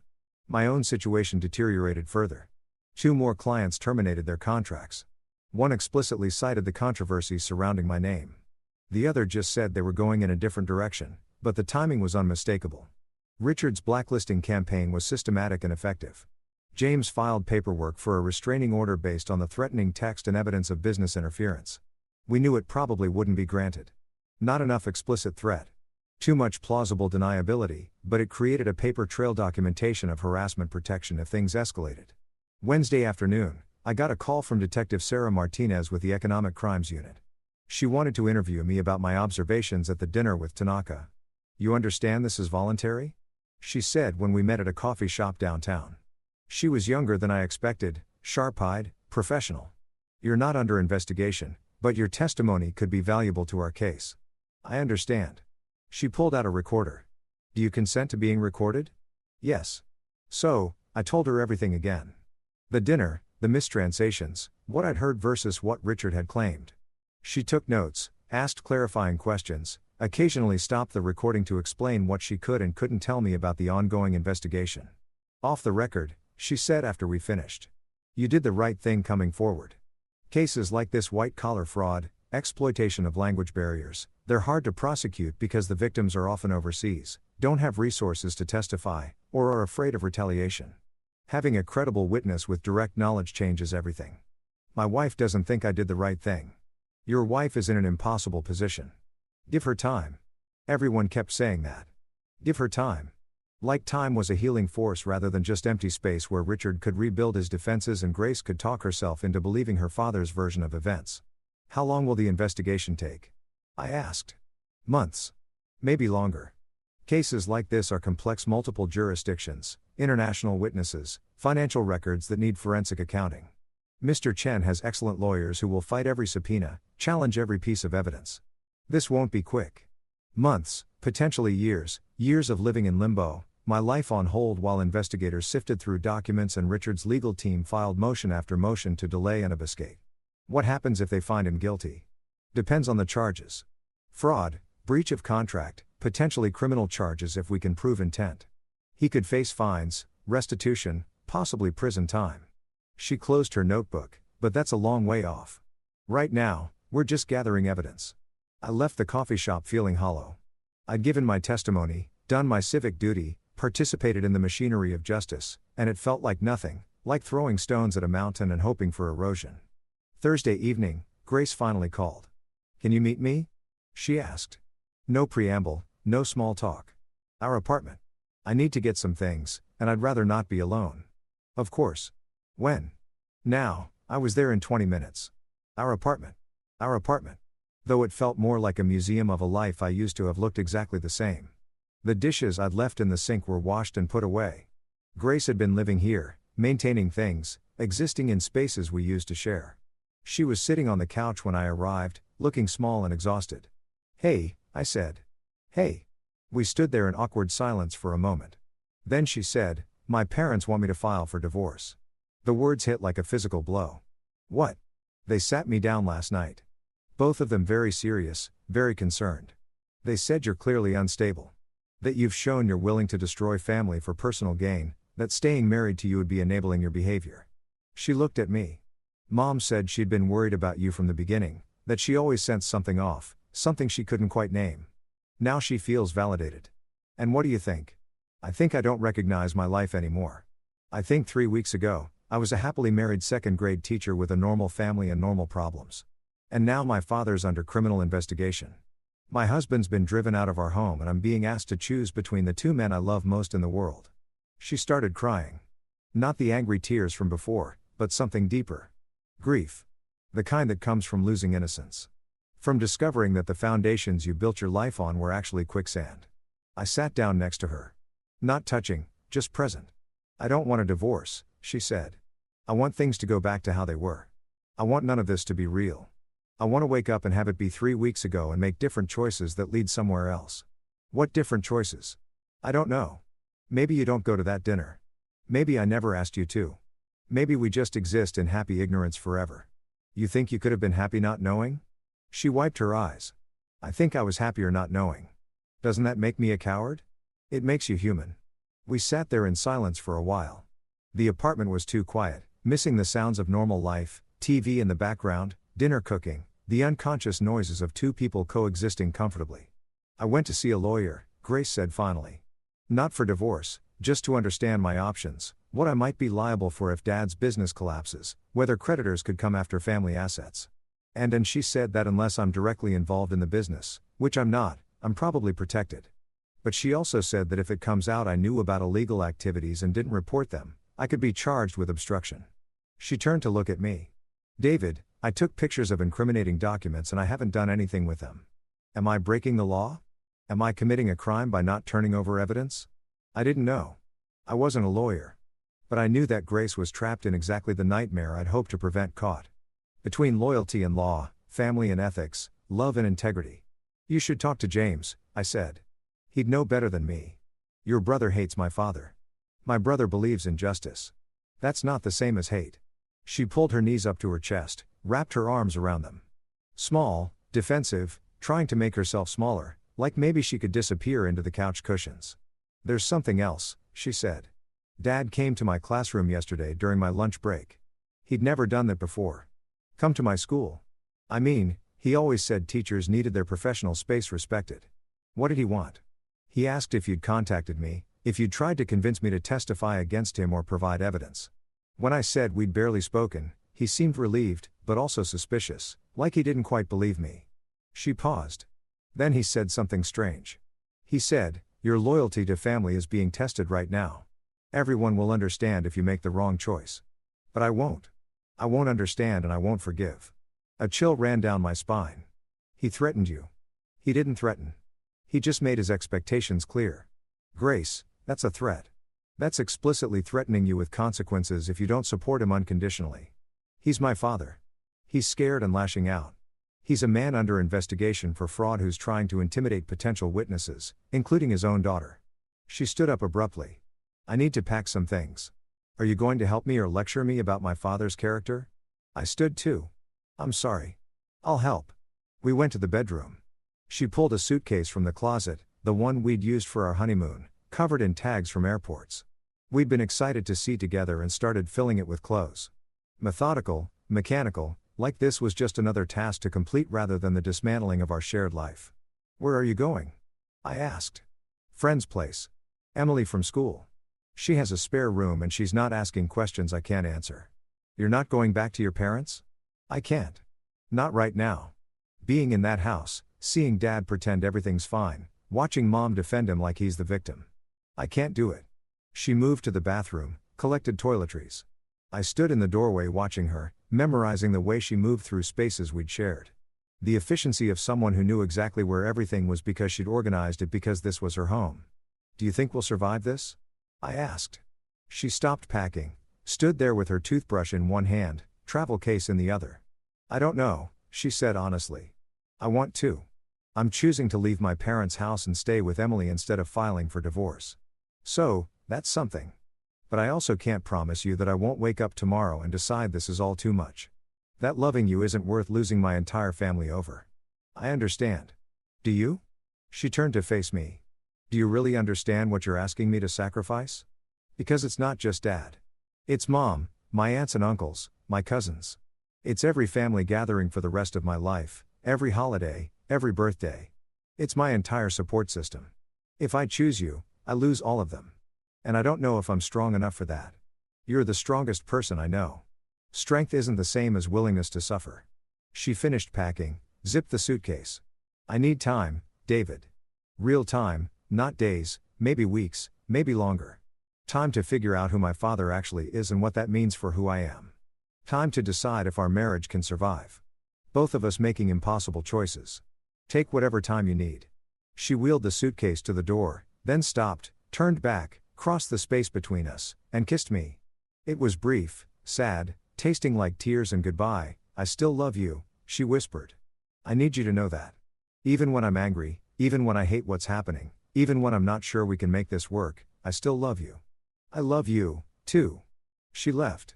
I heard her footsteps in the hallway, the elevator ding, the silence that followed. I stood in our apartment, my apartment now, I supposed at least temporarily, and looked at the spaces she'd occupied. The indent in the couch where she always sat, the coffee mug still in the sink from this morning, the framed photo on the bookshelf of our wedding day. Both of us laughing at something the photographer had said, completely unaware of what was coming. My phone buzzed. James, how'd it go? She's gone. I typed. Staying with a friend. Needs time. That's not the worst outcome. Maybe not. But it felt pretty close. I sat down on the couch in the exact spot Grace always occupied. Tried to understand how I'd gotten here. How doing the right thing had cost me everything. How truth, which was supposed to be redemptive and freeing, mostly just felt like punishment. If you've ever been left alone with your principles, you know how cold they are, how abstract, how they don't keep you warm at night or tell you everything will be okay.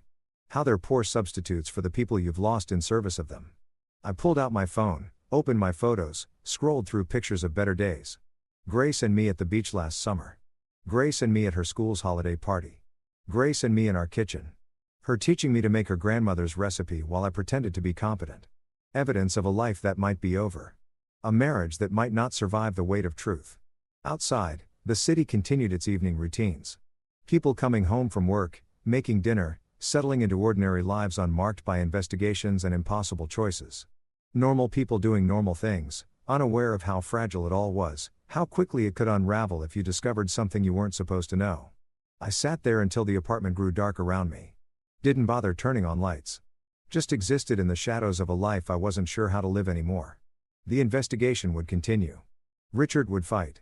Grace would struggle. And I would wait alone, hoping that eventually truth would prove worth its cost. Hoping, but not certain. Never certain anymore. 3 weeks passed like slow motion drowning. I developed routines that felt like survival mechanisms. Wake up at 6. Coffee. Stare at my laptop pretending to work. Field increasingly hostile emails from former clients who decided I was too controversial to associate with. Lunch that I barely ate. More pretend work. Evening calls with James where we talked about the investigation's progress or lack thereof. Sleep that came in fragments, interrupted by dreams of Grace walking away over and over in different scenarios. The apartment echoed. That's the thing about spaces designed for two people. They amplify emptiness when there's only one. I'd catch myself making enough coffee for both of us. Setting out 2 plates before remembering. Muscle memory of a shared life that my brain hadn't fully accepted was gone. Grace texted occasionally. Brief updates that felt more like status reports than conversation. Still at Emily's. Doing okay. Talked to a therapist today. It helped. Please don't call. I'll reach out when I'm ready. Each message was both relief and rejection. She was alive, functioning, not giving up entirely. But she wasn't coming back. Not yet. Maybe not ever. The investigation ground forward with bureaucratic slowness. Detective Martinez called every few days with updates that mostly consisted of, "We're still gathering evidence, and these things take time." Tanaka's legal team had provided extensive documentation. Other suppliers were coming forward now that the investigation was public, emboldened by safety and numbers. The case against Richard was building, brick by damning brick, but building wasn't the same as resolved. And in the meantime, Richard was free, operating his business, maintaining his reputation, systematically destroying mine. I'd lost 5 clients now, more than half my active contracts. The ones who remained were loyal but nervous, constantly asking if I was okay in ways that suggested they were waiting for me to become unstable or unreliable. I'd become a liability, a risk. The consultant had gotten tangled up in a high-profile fraud investigation and couldn't be trusted to focus on their marketing strategies. Money was becoming a problem. Real problem. I'd burned through my savings, paying for a lawyer to review the non-disparagement agreement Richard's team had sent, which my lawyer had advised I absolutely not sign. Now, I was looking at credit card debt and wondering how long I could afford this apartment by myself if Grace didn't come back. James had offered to cover rent. I'd refused. Too proud or too stupid to accept help that felt like admission of complete failure. On a Thursday morning, 4 weeks after Grace had packed her suitcase, my mother showed up at my door unannounced. "You look terrible," she said by way of greeting, pushing past me into the apartment. "Good morning to you, too, Mom." She set her purse down, immediately started tidying, picking up empty coffee cups, straightening magazines I hadn't read. My mother's stress response was cleaning. Always had been. When Dad died, she deep cleaned their entire house twice before the funeral. James told me what happened. She said the real version, not the sanitized one you gave me on the phone. "I didn't want to worry you." "Well, I'm worried. You've lost weight. This place looks like a depression nest. And according to your brother, you're being systematically blacklisted by your father-in-law." I sat down at the kitchen table. "It's under control." "Is it? Because from where I'm standing, it looks like you're drowning and too stubborn to grab the life preserver." She was right. Of course, mothers usually are. But admitting it felt like defeat. "What do you want me to say, Mom? That I made a mistake? That I should have kept quiet?" She stopped cleaning. Came to sit across from me. "I want you to tell me if you're okay. Actually okay. Not the version you think I want to hear." The question broke something. Maybe because she asked it without judgment. Maybe because I was too tired to maintain the facade anymore. "No," I said, "I'm not okay. My wife's gone. My career's imploding. I did the right thing and it's cost me everything that matters, and I don't know if it was worth it." She reached across the table, took my hand. "Do you believe what Richard Chen did was wrong?" "Yes." "Do you believe those suppliers deserve justice?" "Yes." "Do you believe Grace deserved to know the truth about her father?" I hesitated. "I believe she deserved the choice to know. I'm not sure anymore if I had the right to force that choice on her. Life forces choices on us all the time, sweetheart. The question isn't whether you had the right. It's whether you could have lived with yourself if you'd stayed silent." Could I have? That was the haunting question. In some alternate timeline where I'd kept my mouth shut, where I'd sat through that dinner and pretended I didn't understand, where I'd smiled and nodded and let Richard continue his fraud, could that version of me have been happy? "I don't know," I said honestly. "Well, I do. You couldn't have, because you're your father's son, and that man never met a truth he could leave alone, even when it would have been easier." She squeezed my hand. "He drove me crazy sometimes with his rigid ethics. But I always knew where I stood with him. Always knew he wouldn't compromise his integrity for convenience or comfort. Dad had been a professor, philosophy, spent his entire career teaching about moral frameworks and ethical decision-making. Died of a heart attack when I was 25, arguing with the department head about academic honesty violations the administration wanted to ignore. Dad died fighting a battle that didn't need fighting.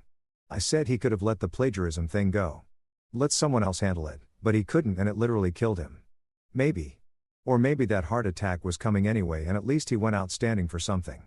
She pulled back, started clearing more coffee cups. "You want my advice? Do I have a choice? No. Here it is. Stop waiting.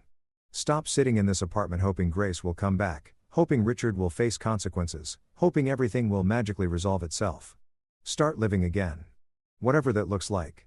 I don't know what that looks like anymore. Then figure it out. Get a new client. Join a gym. Volunteer somewhere. Do something that reminds you that you're still a person with value beyond this nightmare you're trapped in." She stayed for 3 hours, cleaned the entire apartment while lecturing me about self-care and resilience and how wallowing was unproductive. By the time she left, the place looked almost habitable, and I felt marginally less like I was dissolving into the furniture. "I love you," she said at the door. "Even when you're being impossibly stubborn. Love you, too, Mom." After she left, I looked around the clean apartment. She was right about the wallowing. I'd been existing in a holding pattern, waiting for external validation that I'd done the right thing. Waiting for Grace to come back and say I was forgiven. Waiting for Richard to be arrested and the universe to confirm that truth and justice prevailed. But life didn't work that way. Justice was slow and uncertain. Grace might never come back. And waiting for external validation was just another form of giving away my power. I pulled out my laptop, started drafting emails to potential clients I'd been too defeated to pursue, updated my portfolio, did the work of rebuilding that I'd been avoiding because it felt like admitting the damage was permanent. Maybe it was permanent. Maybe this was just what my life looked like now. But I could either accept that and adapt or keep drowning in what used to be. I chose adaptation. 2 days later, Grace called. Actually called, not texted. "Can you talk?" she asked. "Of course, always. I need to tell you something, and I need you to not have a reaction until I'm done explaining." My stomach dropped. This was it. The divorce conversation, the formal ending. "Okay," I said. "I met with Dad yesterday alone at a coffee shop near my school." I bit back the immediate response. "Why would you do that? Is he trying to manipulate you? Did he threaten you again and just waited?" He wanted to explain his side, to tell me that everything being said about him is exaggerated or taken out of context, that he's been a businessman for 20 years, and sometimes hard decisions look bad to outsiders who don't understand the industry. She paused. He was very calm, very reasonable, very convincing. My heart was racing. "Grace, I'm not done." He showed me counter-documentation, financial records that supposedly prove the suppliers are lying about non-payment, emails that he says show he was trying to resolve disputes in good faith, character references from other business partners who swear he's always been ethical and honorable. Those can be faked or taken out of context just like he's accusing others of doing. I know, which is why I recorded the conversation. I stopped breathing. "You what?" I recorded it on my phone. The whole thing. And David, there were moments where his story didn't add up, where he'd say something that contradicted what he'd said 5 minutes earlier, where he'd get defensive about questions that shouldn't have made him defensive if he was really innocent. "What are you going to do with the recording?" "I don't know yet. That's why I'm calling, because I need to know if I turn this over to the investigators. Am I betraying my father? Or am I just refusing to be complicit in his lies?" The question wasn't rhetorical. She genuinely didn't know. Was asking me to help her figure out where the line was between loyalty and complicity, between family and justice. "What does your therapist say?" I asked that I need to decide what I can live with. That both choices have consequences and I'm the only one who can determine which consequences I can bear. That's frustratingly unhelpful, right? She laughed, but it was hollow. "I keep waiting for someone to just tell me what to do, but everyone keeps saying it's my choice, my decision. Like, that makes it easier somehow. Grace, I can't tell you what to do. You know what I think you should do, but that's colored by everything I've been through. You have to make this decision for yourself, but I'm asking your opinion. As my husband, as someone who knows me better than almost anyone, what do you think I should do?" I closed my eyes. This was dangerous territory. If I told her to turn over the recording and she did and it destroyed her relationship with her family, she might blame me forever. If I told her not to, and Richard continued to defraud people, I'd be part of that continuing harm. I think I said carefully that you should ask yourself one question. If your father is innocent, would this recording hurt him? And if he's guilty, can you live with protecting him? Silence on the other end. Long enough that I thought maybe she'd hung up. "He asked about you," she said finally. "Dad. During our conversation, he asked if I was still in contact with you, if you were pressuring me to testify against him. When I said we barely talked, he looked relieved. And then he said something strange." "What?" "He said, David was always weak. I knew from the beginning he didn't have what it takes to be part of this family. I'm just glad you're seeing it now before he could do more damage." The word stung more than I expected. Weak. After everything I'd risked, everything I'd lost, he thought I was weak. "And what did you say?" I asked. I said, "Actually, I think it takes a lot of strength to stand up for what's right, even when it costs you everything." And he looked at me like I'd slapped him. She paused. That's when I knew I had to record the rest of the conversation. Because if he could look at his own daughter with that much contempt, just for suggesting you might have principles worth respecting, what else was he capable of? "Grace, I'm sorry. I'm so sorry you're in this position. Don't be sorry. Be honest with me. If our positions were reversed, if it was your parent being investigated and I was the one who'd come forward, would you forgive me? Could you?" The question cut to the heart of everything. Would I? Could I forgive someone for exposing my parents' crimes? Even if those crimes were real, I'd want to think I could, I said. But honestly, I don't know. It's easy to say you'd choose justice over loyalty until you're actually facing that choice. Maybe I'd be exactly where you are now, angry and confused and not sure if doing the right thing is worth losing your family over. That's not the inspiring answer I was hoping for. I know, but it's honest. She sighed. I'm so tired, David. I'm tired of thinking about this. Tired of analyzing every conversation for hidden meanings. Tired of wondering if the man who taught me to ride a bike is secretly a monster. I just want it to be over. I know. Me, too. Do you think we'll survive this? Us? I mean, our marriage. Do you want to? Yes. Most days. Some days I'm not sure. Some days I think it would be easier to just cut my losses, file for divorce, pretend this whole chapter never happened. And what stops you on those days? The fact that I still love you. The fact that you did something impossibly difficult because you believed it was right. The fact that I don't want to become the kind of person who runs away from hard things just because they're hard.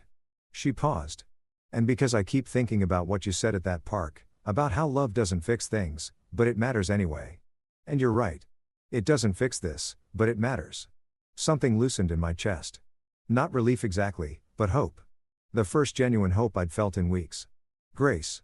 Whatever you decide to do with that recording, turn it over, delete it. Keep it as insurance. I support you. Not because I have an agenda, but because you deserve to make that choice without pressure from anyone, including me. Even if I choose wrong, there is no wrong choice. There's only the choice you can live with. She was quiet for a moment. Then I'm going to turn it over. Tomorrow I'm going to give Detective Martinez the recording and whatever happens after that is out of my hands. Are you sure? No. But I'm going to do it anyway because you were right about something. If I don't, if I protect him and he continues to hurt people, I become complicit and I can't live with that. Even if it means losing my family, even if it means they never forgive me. Pride swelled in my chest. That's incredibly brave. It doesn't feel brave. It feels terrifying. That's usually what brave feels like. We talked for another hour. Not about Richard or the investigation or the impossible choices we were both facing. Just talked about her students. About a funny thing that happened at Emily's apartment. About a movie she'd watched that made her think of me. Normal conversation that felt like oxygen after weeks of suffocating. When we finally hung up, I sat in the quiet apartment feeling something I hadn't felt in a long time. Not happiness exactly, but something adjacent to it. The possibility of eventual happiness. The distant promise that maybe eventually we'd find our way back to each other. Grace turned over the recording the next day. By evening, it was part of the official investigation file. 2 days later, Richard's lawyer held a press conference, calling the recording an illegal invasion of privacy and a desperate attempt by hostile family members to manufacture evidence. The legal maneuvering had begun in earnest. Richard wasn't going down quietly, but he was going down. I could feel it. Not quickly, not cleanly, but inevitably. Truth was slow, but patient. And grace had just accelerated its arrival. That night, she texted, "Did the right thing. Feels awful. Still glad I did it." I responded, "That's exactly what doing the right thing feels like. Proud of you." 3 dots appeared, disappeared, appeared again. Finally. "Can we have dinner?" "Not at the apartment. Somewhere neutral. I'm not ready to come home yet, but I miss you." "Absolutely. When?" "Tomorrow. 7:00 p.m. that Italian place we went to on our first date. I'll be there." I stared at my phone for a long time after that. It wasn't reconciliation. It wasn't resolution, but it was movement. Forward motion, the possibility that destruction wasn't the only outcome, that sometimes breaking things apart was necessary before you could rebuild them stronger. If you've ever started to see light at the end of a very long tunnel, you know this feeling. Not relief yet, but hope. Cautious, fragile, desperately needed hope. I had dinner plans with my wife. The investigation was progressing. Richard was fighting, but losing ground. And for the first time in weeks, I could imagine a future that wasn't just survival, but actual living. It wasn't over. Not by a long shot, but maybe possibly. We were past the worst of it. I chose to believe that. Had to believe it because the alternative was unbearable. The Italian restaurant looked exactly the same. Same red awnings, same warm lighting spilling onto the sidewalk, same hand-painted menu board advertising specials in cheerful chalk. 5 years ago, I'd brought Grace here on our first real date. Not the casual coffee that came before, but the deliberate, nervous, please let this go well dinner date. I'd worn a tie I didn't know how to knot properly. She'd laughed at my fumbling explanation of why I'd chosen Italian food, then ordered in flawless menu Italian that made me fall a little bit in love right there. Now, I stood outside that same restaurant 5 years and a lifetime later, wondering if we were about to have our last meal together or our first step back. She arrived exactly at 7 o'clock. Grace was never late. One of the things I loved about her reliability in a world that felt increasingly chaotic. She wore a navy dress I recognized. Her hair pulled back in a way that meant she'd spent time deciding how to look. Not too casual, not too formal. The careful calibration of someone who didn't know what this evening meant either. "Hi," she said. "Hi." We stood there on the sidewalk. Two people who'd shared a bed and a life and dreams about the future. Suddenly, strangers navigating the basic mechanics of greeting. Do we hug, kiss, shake hands like business associates? She solved it by stepping forward and wrapping her arms around me. Brief, tight. A hug that said, "I've missed you and I'm still angry and I don't know what we're doing all at once." "You made a reservation?" she asked when she pulled back. "Under Morrison, our table's ready." Inside, the hostess led us to a corner booth, the same booth where we'd sat 5 years ago. Though I hadn't requested it. Just luck or the universe's sense of irony. We sat, ordered wine neither of us would drink much of. Studied menus we'd already memorized. "How's Emily's place?" I asked when the silence stretched too long. "Fine. She's been amazing. Very patient with me crying at random times or rage cleaning her kitchen at 2 in the morning." Grace sat down her menu. "David, can we just not do small talk? I don't have the energy for pretending this is a normal dinner." "Okay. What do you want to talk about?" "Everything?" "Nothing. I don't know." She folded her hands on the table. "Tell me how you're doing." "Actually doing. Not the version you'd tell someone you're trying not to worry." So I told her about the lost clients, the financial stress, the way I'd been existing rather than living. About my mother showing up and forcing me to clean the apartment and rejoin the world. About the daily grind of giving testimony to investigators while watching Richard's PR machine paint me as unstable and vindictive. She listened without interrupting. When I finished, she said, "I didn't know it was that bad. The client situation. Why didn't you tell me?" "Because you were dealing with your own crisis. Because I didn't want to add to your burden. Because." I paused. "Because I was ashamed. Maybe that doing the right thing had cost me so much professionally." "It's not your fault, Richard is vindictive, isn't it?" I knew what he was capable of. I saw how he operated and I still chose to expose him knowing there'd be consequences. Consequences for telling the truth. That's not the same as fault. The wine arrived. We both took sips we didn't taste. Buying time. I listened to the recording again last night. Grace said the one with my dad. Really listen this time. Not just while I was recording. And David, there were so many lies, so many careful manipulations. He'd tell me something sympathetic to get me on his side, then 2 minutes later contradict it, then circle back and act like he'd never said the first thing. "Grace, let me finish. Please." She took a breath. There's a moment about halfway through where I ask him directly. "Did you deliberately mistranslate Tanaka's questions?" And you know what he says? He says, "Your husband has always been jealous of my success. He saw an opportunity to make me look bad and he took it." Not denial, not explanation, just deflection. Like the question itself was offensive. That's a classic technique. Redirect and accuse. Make the questioner defensive so they stop asking. I know that now, but in the moment it worked. I felt guilty for asking, like I was betraying him just by questioning. She looked at me. "How did you see through him so quickly? How did you know?" "I didn't know at first. I just noticed inconsistencies. Then I looked closer and found more. Then I couldn't unsee it. And that's what I'm dealing with now. I can't unsee it anymore. Every childhood memory is filtered through this new lens. Was he genuinely proud of me at my college graduation, or was he performing for the audience? Did he really support my teaching career? Or did he just tolerate it because it made him look like a good father? I don't know what was real anymore. The waiter appeared to take our order. We chose things at random. Neither of us actually hungry.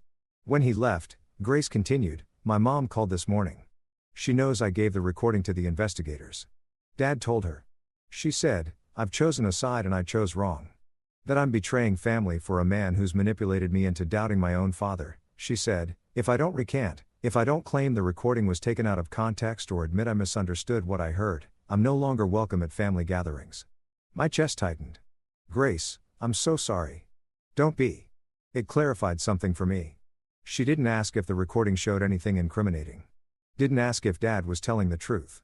Just demanded loyalty without question. And I realized that's not love. That's not family. That's just control. Conditional acceptance based on blind obedience. She was crying now. Quiet tears. She didn't bother wiping away. I lost my family, David. I lost them because I chose truth over loyalty. And they see that as betrayal. And the worst part, I'm not sure I made the wrong choice. Which makes me feel like a terrible daughter. What kind of person doesn't regret losing their parents? The kind of person who realizes that keeping them meant losing herself. Is that what you tell yourself when you think about what this has cost us? Every single day, our food arrived. We pushed it around our plates pretending to eat. Detective Martinez called me yesterday. Grace said the recording is significant, that it shows consciousness of guilt. Dad knowing he needs to manipulate the narrative means he knows there's something to hide. Combined with everything else they found, she thinks they'll have enough for formal charges within a month. How do you feel about that? Relieved? Sick? Both. She set down her fork. There's a part of me that still wants him to somehow be innocent. To have an explanation that makes everything okay, but I know that's not going to happen. The man I thought he was doesn't exist. Maybe never existed. And I'm mourning someone who was always just a performance. I reached across the table. She let me take her hand. You're one of the strongest people I know. I said, I don't feel strong. I feel broken. Broken and strong aren't mutually exclusive. Sometimes strength is just surviving the breaking. We sat like that for a while, hands linked across pasta. Neither of us was eating. Two people trying to figure out how to rebuild something that felt irreparably damaged. I want to come home, Grace said suddenly. Not tonight. I'm not ready for that yet, but soon. Maybe next week. If you'll have me, of course I'll have you. It's your home, too, is it? After everything, after I threw you out, accused you of betrayal, chose my father over you. You didn't choose him. You chose to get space to figure out the truth. That's not the same thing. It felt the same to you. I bet it hurt, but I understood. And I never stopped hoping you'd come back. She squeezed my hand. I can't promise it'll be easy. I'm still angry sometimes. Still grieving. Still having moments where I resent you for being the one who made me see the truth. I know, but I love you, and I don't want to lose you on top of everything else I'm losing. You won't. I'm right here. I've been here the whole time. We left the restaurant around 9 o'clock, full of wine and unfinished pasta and something that felt like tentative hope. Grace walked me to my car, then leaned against it, looking up at the night sky. Do you remember our first date here? She asked. You ordered in Italian and made me realize I was completely out of my depth. You were so nervous. It was adorable. You kept adjusting your tie and apologizing for things that didn't need apologies. I really wanted to impress you. You did. Not with the tie that was a disaster, by the way, but with how genuinely you listened, how you asked real questions and cared about the answers. I remember thinking, this is someone I could build a life with. And did we build a life? She looked at me. We're building something. Maybe not what we originally planned. Maybe better, maybe worse. But something real. She kissed me then. Soft, tentative, tasting like wine and salt and new beginnings. When she pulled back, she said, I should go. Emily's probably wondering where I am. Text me when you get there. I will. I watched her drive away. Tail lights disappearing into traffic and felt something shift. Not resolution, but movement. Forward motion. The possibility that destruction wasn't permanent. That sometimes you had to break things apart before you could build them stronger. My phone buzzed. James, how'd it go? Good. Really good. She's coming home soon. That's great, man. Proud of both of you. I drove back to the apartment with the windows down, letting cold air rush through, feeling more alive than I had in weeks. The investigation was progressing. Grace was coming back. Richard was fighting, but losing. Things were still messy, still complicated. But they were moving in the right direction. When I got home, there was an envelope taped to my door. No postage, no return address, hand delivered. I took it inside, opened it carefully. Inside was a single piece of paper. Printed, not handwritten. A message in block letters. You've made a powerful enemy. Some people don't forgive. Some people don't forget. Watch your back. My blood ran cold. I called James immediately. Someone left a threat at my door. What kind of threat? I read him the message. Okay, don't touch the paper anymore. Fingerprints. Call the police. File a report. Then call Detective Martinez. Let her know. This is witness intimidation and it's serious. You think it's from Richard? Who else would it be? David, You need to take this seriously. Get security cameras for your door. Maybe stay with me for a few days until I'm not running. I'm not letting him intimidate me into hiding. This isn't about machismo. It's about safety. If Richard's desperate enough to send threats, don't know it's from Richard. Could be anyone, right? Could be the Tooth Fairy. Use your head, David. The man's under investigation. His daughter just turned over evidence against him. His business is collapsing. He's cornered. And cornered animals are dangerous. He was right. I knew he was right. But accepting that Richard might actually be dangerous, might actually hurt me physically, not just professionally, meant accepting that this situation had escalated beyond legal maneuvering into something darker. I took photos of the note, the envelope, exactly where it had been placed. Then I called the police. 2 officers showed up 40 minutes later. Young, professional, took statements and photos and told me they'd file a report. We'll increase patrols in the area, one said. And you should consider a security system. Ring doorbell, cameras, that kind of thing. After they left, I called Detective Martinez, got her voicemail, left a message. Then I sat on my couch staring at the door, wondering who'd stood there, who'd known where I lived, who'd wanted me scared enough to deliver a threat in person. My phone buzzed. Grace, made it to Emily's. Thank you for tonight. It meant everything. I stared at the message. Should I tell her about the threat? Would it scare her? Make her reconsider coming home? Or was not telling her another form of manipulation? Another way of controlling information to protect her feelings? I typed, meant to me, too. Listen, something happened after you left. Someone left a threatening note at my door. Police are involved. I'm okay, but I wanted you to know. 3 dots appeared immediately. Then what? Are you safe? Should I come there? I'm safe. Building's secure. Just thought you should know. Might be nothing. Or it might be my father. David, this is serious. You can't stay there alone. I'm not running. I'm not asking you to run. I'm asking you to be smart. Can you go to James at least for tonight? I looked around my apartment. The clean space my mother had helped restore. The life I was trying to rebuild. The home I'd invited Grace back to. Okay, I'll go to James just for tonight. Thank you. I'll call you in the morning. Please be careful. I packed a bag again. Always packing bags lately. Moving between temporary spaces. Never quite settled. I took one last look at the apartment before leaving the photos on the shelves. The books we'd collected, the evidence of a shared life that felt increasingly fragile. Then I locked the door, got in my car, and drove to my brother's place for the second time in a month. James had the couch already made up when I arrived. This is becoming a habit, he said. Not by choice. I know, but David, you need to take this seriously. Richard Chen is not just unethical, he's vindictive, and now he's desperate. That's a dangerous combination. So what am I supposed to do? Hide? Move? Let him win by default because I'm too scared to live my own life. I'm saying you prepare. You protect yourself. You don't give him opportunities. I dropped my bag. Sat heavily on the couch. Grace is supposed to come home next week. How do I bring her back to an apartment that's been threatened? How do I ask her to feel safe there? You install security. You stay vigilant. You do what you need to do to actually be safe, not just feel brave. He was right. Again. James was annoyingly always right. I'll call a security company tomorrow. I said cameras, new locks, whatever they recommend. Good. And David, you should tell Grace everything. Don't protect her from information she needs to stay safe. Trust her to handle it. When did you become the relationship expert? When my little brother started choosing martyrdom over honest communication. I threw a pillow at him. He caught it, laughed, tossed it back. It's going to be okay, he said. Not today, not tomorrow, but eventually. You're doing the right thing. Even when it's hard. That has to count for something, does it? Because from where I'm sitting, doing the right thing has cost me my career, my marriage, almost my safety. At what point does the cost outweigh the principle? When you can look at yourself in the mirror and feel okay about staying silent, which you couldn't, which is why you're here. I lay back on the couch that was too short for my frame. Staring at the ceiling in my brother's apartment for the second time in a month.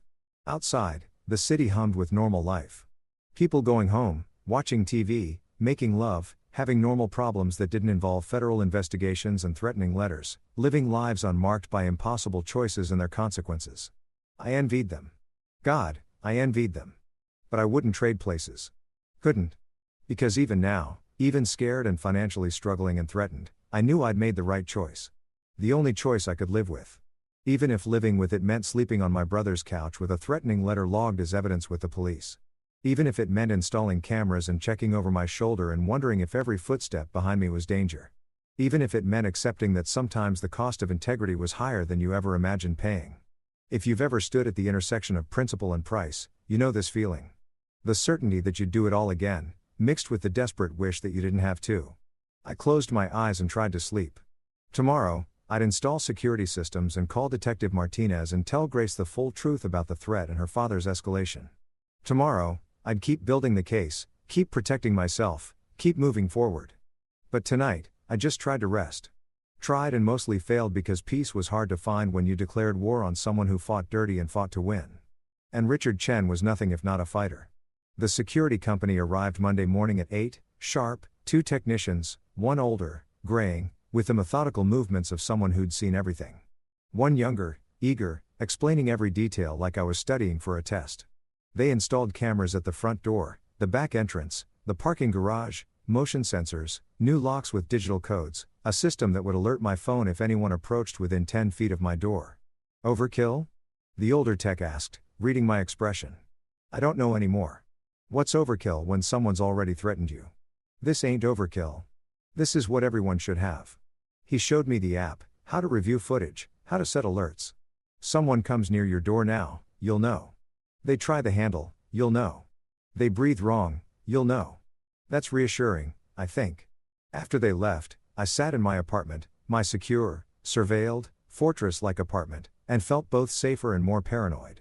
Every sound made me check my phone. Every footstep in the hallway triggered a spike of adrenaline. I'd become someone who flinched at shadows. Grace came by around noon. I told her about the security installation, expected her to be relieved. Instead, she looked haunted. This is because of my father, she said, staring at the camera above the door. You're living in fear because I'm related to a man who threatens people. You're not responsible for his choices, aren't I? If I'd seen what he was earlier, if I'd questioned things instead of blindly accepting, Grace, no, you can't rewrite history like that. You trusted your parent. That's not a character flaw. That's being human. She moved through the apartment like she was seeing it for the first time, touching familiar objects, the books on our shelves, the photos on the walls, the coffee maker we'd picked out together, reacquainting herself with a space that had been ours but was now just mine, at least temporarily. Can I stay tonight? She asked suddenly. Not moving back yet. Just I want to sleep in our bed. I want to wake up next to you just for one night before I have to go back to Emily's and keep pretending I'm okay. You don't have to pretend here. I know. That's why I'm asking. So, she stayed. We ordered takeout neither of us finished. Watched a movie neither of us paid attention to existed in the same space. Relearning how to be together without the weight of crisis forcing every interaction. That night, lying in bed with Grace curled against me, her breathing evening out into sleep, I checked my phone one last time. The security app showed the empty hallway, the quiet parking garage, the world continuing its normal rhythms while ours remained fractured. No threats, no visitors, no Richard Chen lurking in shadows. Maybe the note had been his last desperate move. Maybe the security was working as a deterrent. Maybe I could actually sleep without jumping at every sound. I was wrong about all of it. Tuesday morning, Detective Martinez called while Grace was in the shower. We're filing formal charges, she said without preamble. Wire fraud, contract fraud, multiple counts. The DA's office is confident enough in the case to move forward. My heart raced. When? Warrant goes out this afternoon. We'll execute it tomorrow morning. Wanted to give you a heads up in case Chen's people come after you with accusations of cooperation. Grace is here with me. She should know. Agreed. But David, be prepared. This is going to get ugly. Chen's lawyers will fight every charge. His PR team will go into overdrive. And he's going to blame everyone involved, especially you and his daughter. We're prepared. Are you? Because preparation means understanding that this man might do more than send threatening letters. Cornered animals don't just run. Sometimes they attack. The warning hung in the air after we disconnected. Cornered animals. Richard had money, connections, resources, and now he had nothing left to lose. When Grace emerged from the bathroom, towel drying her hair, wearing my t-shirt, looking momentarily normal, I knew I had to tell her. No more protective emissions. No more filtering information to spare her feelings. That was Detective Martinez. I said they're filing charges. Tomorrow morning. She froze mid-motion. Towel suspended. Tomorrow, formal arrest, wire fraud, contract fraud, multiple counts.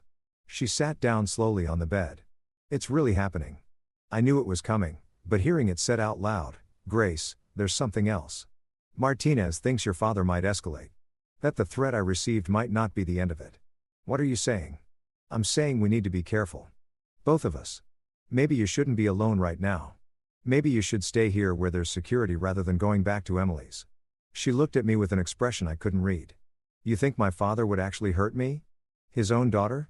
I think he's desperate, and desperate people do desperate things. He's not violent, David. He's manipulative, dishonest, ethically bankrupt, but he's not violent. You didn't think he was any of those other things either. Until you did. The words landed harder than I intended. She flinched, looked away. I'm sorry, I said. That was true. It was true. She stood up, started getting dressed. I need to call my mom before she hears it on the news, before she finds out her husband is being arrested and no one in the family warned her. You think she'll listen? Probably not, but I have to try. She made the call from the living room while I pretended not to eavesdrop from the kitchen. I could hear her side of the conversation, quiet at first, then increasingly strained. Mom, please just listen. I know you don't want to hear it, but it's not David's fault because the evidence is real. Mom, he's going to be arrested tomorrow. You need to prepare yourself. Silence. Then Grace's voice, small and broken. I love you too, even if you don't believe me right now. She came back to the kitchen with tear-streaked cheeks. She hung up on me, said I was being dramatic, that this is all a witch hunt, that Dad's lawyers will handle it, and I should be supporting him instead of spreading panic. I pulled her into a hug. She collapsed against me, crying the way she'd been holding back, full, wrenching sobs that shook her whole body. I tried, she gasped. I tried to warn her, to prepare her, and she wouldn't listen. You did what you could. Did I? Or did I just make it worse? Now, when it happens, she'll remember that I knew that I tried to tell her. She'll blame me for not doing more, or for doing too much, or for existing in the middle of this nightmare. There was nothing I could say to that because she was probably right. Helen Chen would find a way to blame Grace no matter what. That's what people did when they couldn't accept their own complicity. They redirected blame to anyone nearby. Grace pulled back, wiped her eyes. I should go to work. Pretend everything's normal for a few more hours before the world explodes. Are you sure? My students need me, and I need them. They're the only part of my life that still makes sense. She left 20 minutes later, kissed me goodbye at the door, promised to text when she got to school. I watched her on the security camera, walking to her car. Getting in, driving away. Normal morning routines masking extraordinary circumstances. I should have insisted she stay home. Should have known that normal was an illusion we could no longer afford. I should have protected her better. The call came at 10:30. Grace's principal, voice tight with controlled panic. Mr. Morrison, this is Susan Blake from Riverside Elementary. Grace, there's been an incident. She's okay. She's safe, but we need you to come down here immediately. My blood turned to ice. What happened? I'd rather explain in person. Can you come now? I was in the car before she finished the sentence. Riverside Elementary was 15 minutes away. I made it in 8, breaking every speed limit. My mind racing through possibilities. Heart attack, car accident, school shooting, every horrible scenario playing on repeat. The principal met me in the parking lot. She's in my office. She's not hurt, but she's very shaken. What happened? Someone came to her classroom. During instruction, a man we didn't recognize. No visitor badge. Somehow got past security. He walked into her classroom while she was teaching and handed her an envelope, then left before anyone could stop him. What was in the envelope? Photos of Grace at your apartment, at restaurants, in her car, taken over the past few weeks. Susan Blake's expression was grim. Mr. Morrison, your wife has been under surveillance, and whoever's responsible wanted her to know it. The bottom dropped out of my stomach. They led me to the principal's office where Grace sat curled in a chair, pale and trembling. She looked up when I entered, and the fear in her eyes nearly broke me. David, she whispered. He's been watching me, following me. The photos they're everywhere. My apartment, Emily's place, the grocery store, the school parking lot. Everywhere I've been, he's been there. I knelt in front of her, took her hands. They were ice cold. Did you see the person who delivered them? Barely. Older man, maybe 60s. He smiled at me like this was funny. Like scaring me was entertainment. Susan cleared her throat. We've called the police. They're on their way and we've locked down the school as a precaution. But Mr. Morrison, I need to ask, is Grace in danger? Are my students in danger? Because if there's something going on that puts this school at risk, the person responsible is Grace's father, I said. He's being arrested tomorrow on fraud charges. This is his way of retaliating. Her father? Susan looked between us, recalibrating. I knew there was a family situation. Grace mentioned it, but I didn't realize. Neither did I, Grace said wholly. I didn't think he'd actually. I thought the threat to David was posturing. I didn't think he'd follow through. The police arrived. Different officers than the ones who'd come to my apartment, older, more experienced, treating this as the serious crime it was. Stalking, harassment, witness intimidation. They took the photos as evidence, took statements from Grace, from Susan, from the teacher's aide who'd seen the man enter. We're issuing an emergency restraining order, one officer said, against Richard Chen, and any associates. He comes within 500 feet of you, your husband, your workplace, or your home. He's arrested immediately. Can you actually enforce that? Grace asked. He has money, lawyers. He knows how to work around rules. Ma'am, he's about to be arrested on federal fraud charges. He violates a restraining order. That's additional charges. Additional evidence of consciousness, of guilt. His lawyers will tell him to back off unless his lawyers couldn't control him anymore. Unless Richard had moved beyond rational self-interest into pure vindictiveness, we left the school together. Grace couldn't go back to her classroom, couldn't face her students after what had happened, couldn't pretend everything was okay when a strange man had walked into her safe space and shattered it. I drove us back to the apartment, checking mirrors compulsively, looking for cars that followed too closely. Hyper aware of every vehicle around us. He wanted me to know, Grace said quietly. That's what the photos were about. Not just scaring me, but making sure I understood he's been there, watching that he could have done something worse anytime he wanted. The restraining order will stop him. Will it? Or will it just make him more desperate? I didn't have an answer for that. At home, our fortress-like home with cameras and sensors and locks that should have made us safe. We sat on the couch while I pulled up the security footage from the past few days, looking for Richard, looking for evidence he'd been here. And there he was, Tuesday night, 2 days ago, at 3 o'clock in the morning, standing in the parking garage, looking up at our building, not approaching, not doing anything actionable, just standing there, watching, making sure the cameras caught him, making sure we'd eventually see and know he'd been there. Jesus Christ, Grace breathed. He's been here right outside. While I was sleeping, I called Detective Martinez immediately. Sent her the footage. She promised to add it to the case file to use it as evidence of harassment patterns. But the damage was done. The sense of safety, already fragile, was completely shattered. Richard Chen wasn't just fighting legally anymore. He was waging psychological warfare. And we were his primary targets. That night, neither of us slept. We lay in bed, lights on, both of us checking our phones compulsively, Grace monitoring the security cameras, me refreshing news sites, waiting for word that Richard had been arrested, that this was over, that we could breathe again. Around midnight, my phone buzzed. James, checking in. You guys okay? I called him, told him about the photos, the stalking, the escalation. He's coming apart. James said this is endgame behavior. He knows he's finished, so he's trying to take you down with him. He's going after Grace, his own daughter, because in his mind, she's the ultimate betrayal. You're an outsider, expected to be disloyal. But his daughter, choosing truth over him, that's unforgivable. So, what do? You survive tomorrow. Get through the arrest. Once he's in custody, once he's processing the reality of criminal charges, the fight might go out of him, or his lawyers will convince him to back off. Either way, the acute danger should pass. Should, might, the language of uncertainty. And if it doesn't, I asked, then we prepare for a long fight. But David, you can't think about that now. You can only think about getting through the next 24 hours. After we hung up, I lay in the darkness, listening to Grace's breathing, feeling her tension even in silence. Talk to me, I said. Tell me what you're thinking. I'm thinking about a time when I was 7. I fell off my bike, scraped my knee badly. Dad carried me home, cleaned the wound, put on a band-aid with dinosaurs on it. He told me I was brave, that falling was part of learning. Her voice cracked, and I'm trying to reconcile that man, the one who made me feel safe, with the man who's stalking me, threatening you, trying to destroy us for telling the truth. Maybe they're both real. Maybe he was capable of love and violence simultaneously. That's what scares me. Because if he could be both, what else could he be? What else is he capable of? I pulled her closer. Whatever happens, we face it together. Okay. No more separation. No more you dealing with your family alone while I deal with my fears alone. We're in this together. Together, she echoed.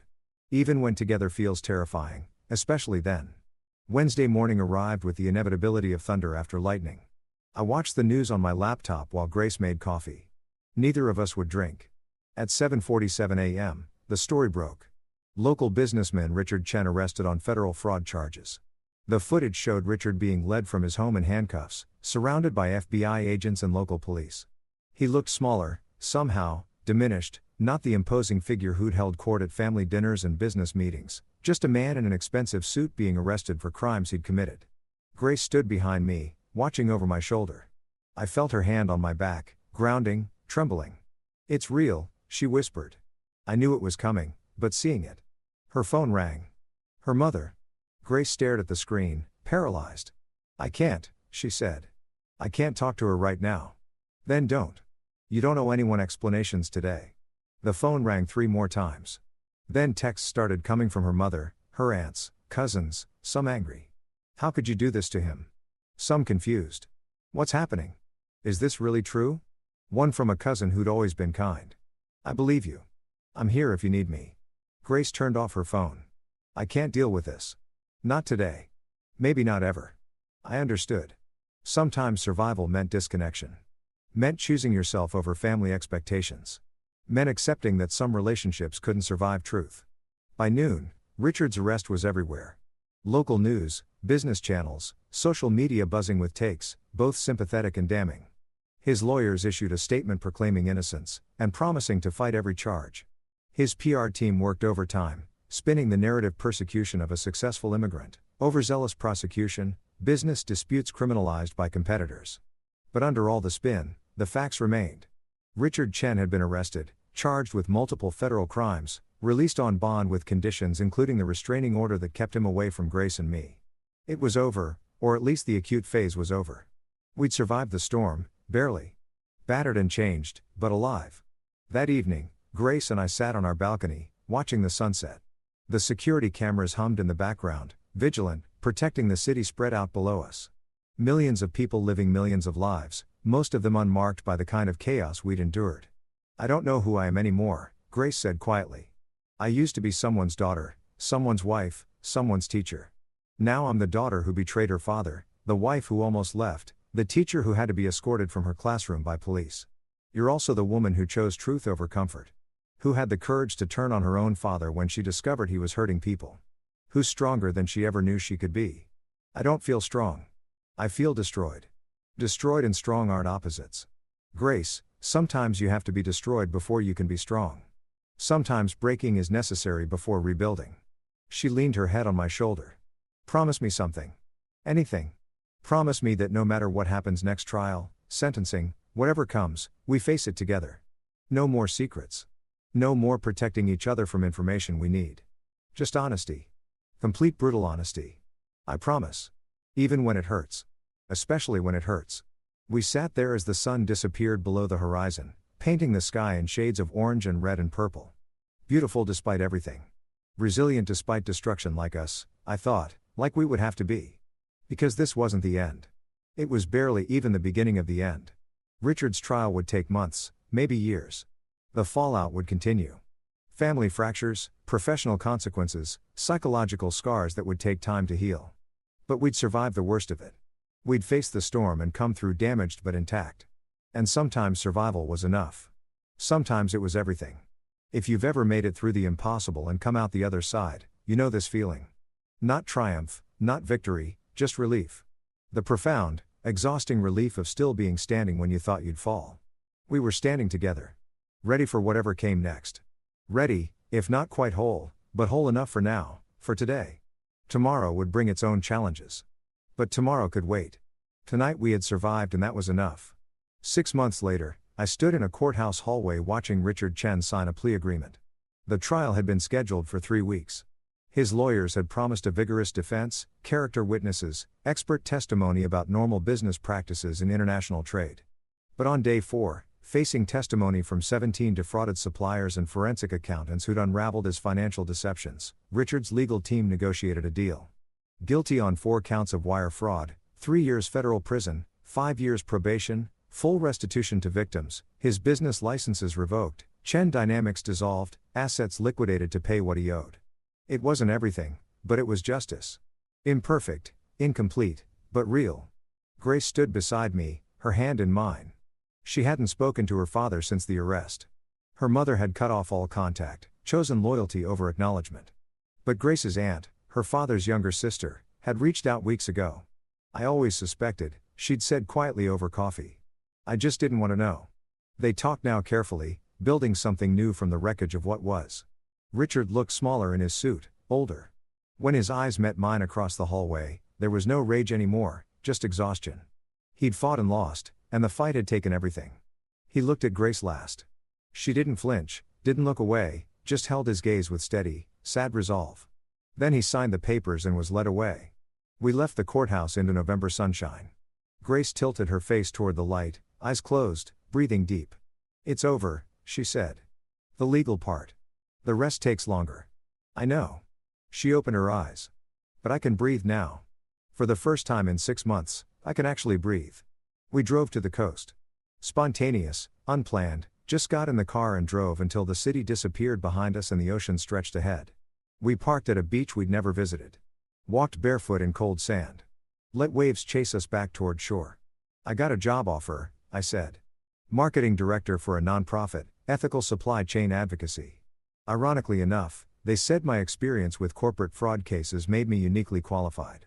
Grace laughed, real laughter, the kind I hadn't heard in months. "Only you could turn whistleblowing into a career opportunity.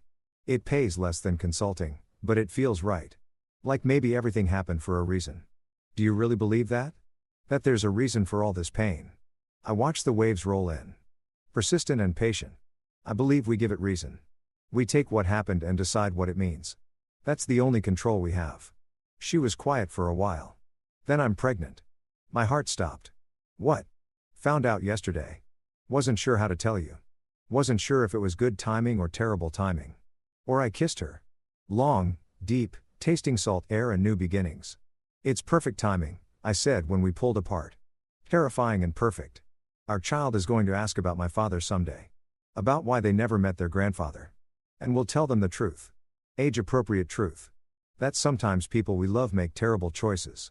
That loving them doesn't mean accepting those choices. That integrity matters, even when it costs everything." She rested her head on my shoulder. "Think we'll be good parents?" "I think we'll be honest ones." "That's a start." We stayed until sunset, painted the sky in shades of healing gold, bleeding into pink, bleeding into that perfect blue before darkness. The beach emptied around us, but we remained. Two people who'd survived their own unraveling and were slowly, carefully knitting themselves back together. If you've ever emerged from the worst period of your life, you know this feeling. Not happiness yet, that comes later in small doses, relearned gradually, but peace. The bone-deep peace of having survived something that nearly destroyed you. The waves kept coming. Persistent, patient, proof that destruction isn't permanent, that tides recede and return, that nothing stays broken forever if you're willing to do the work of rebuilding.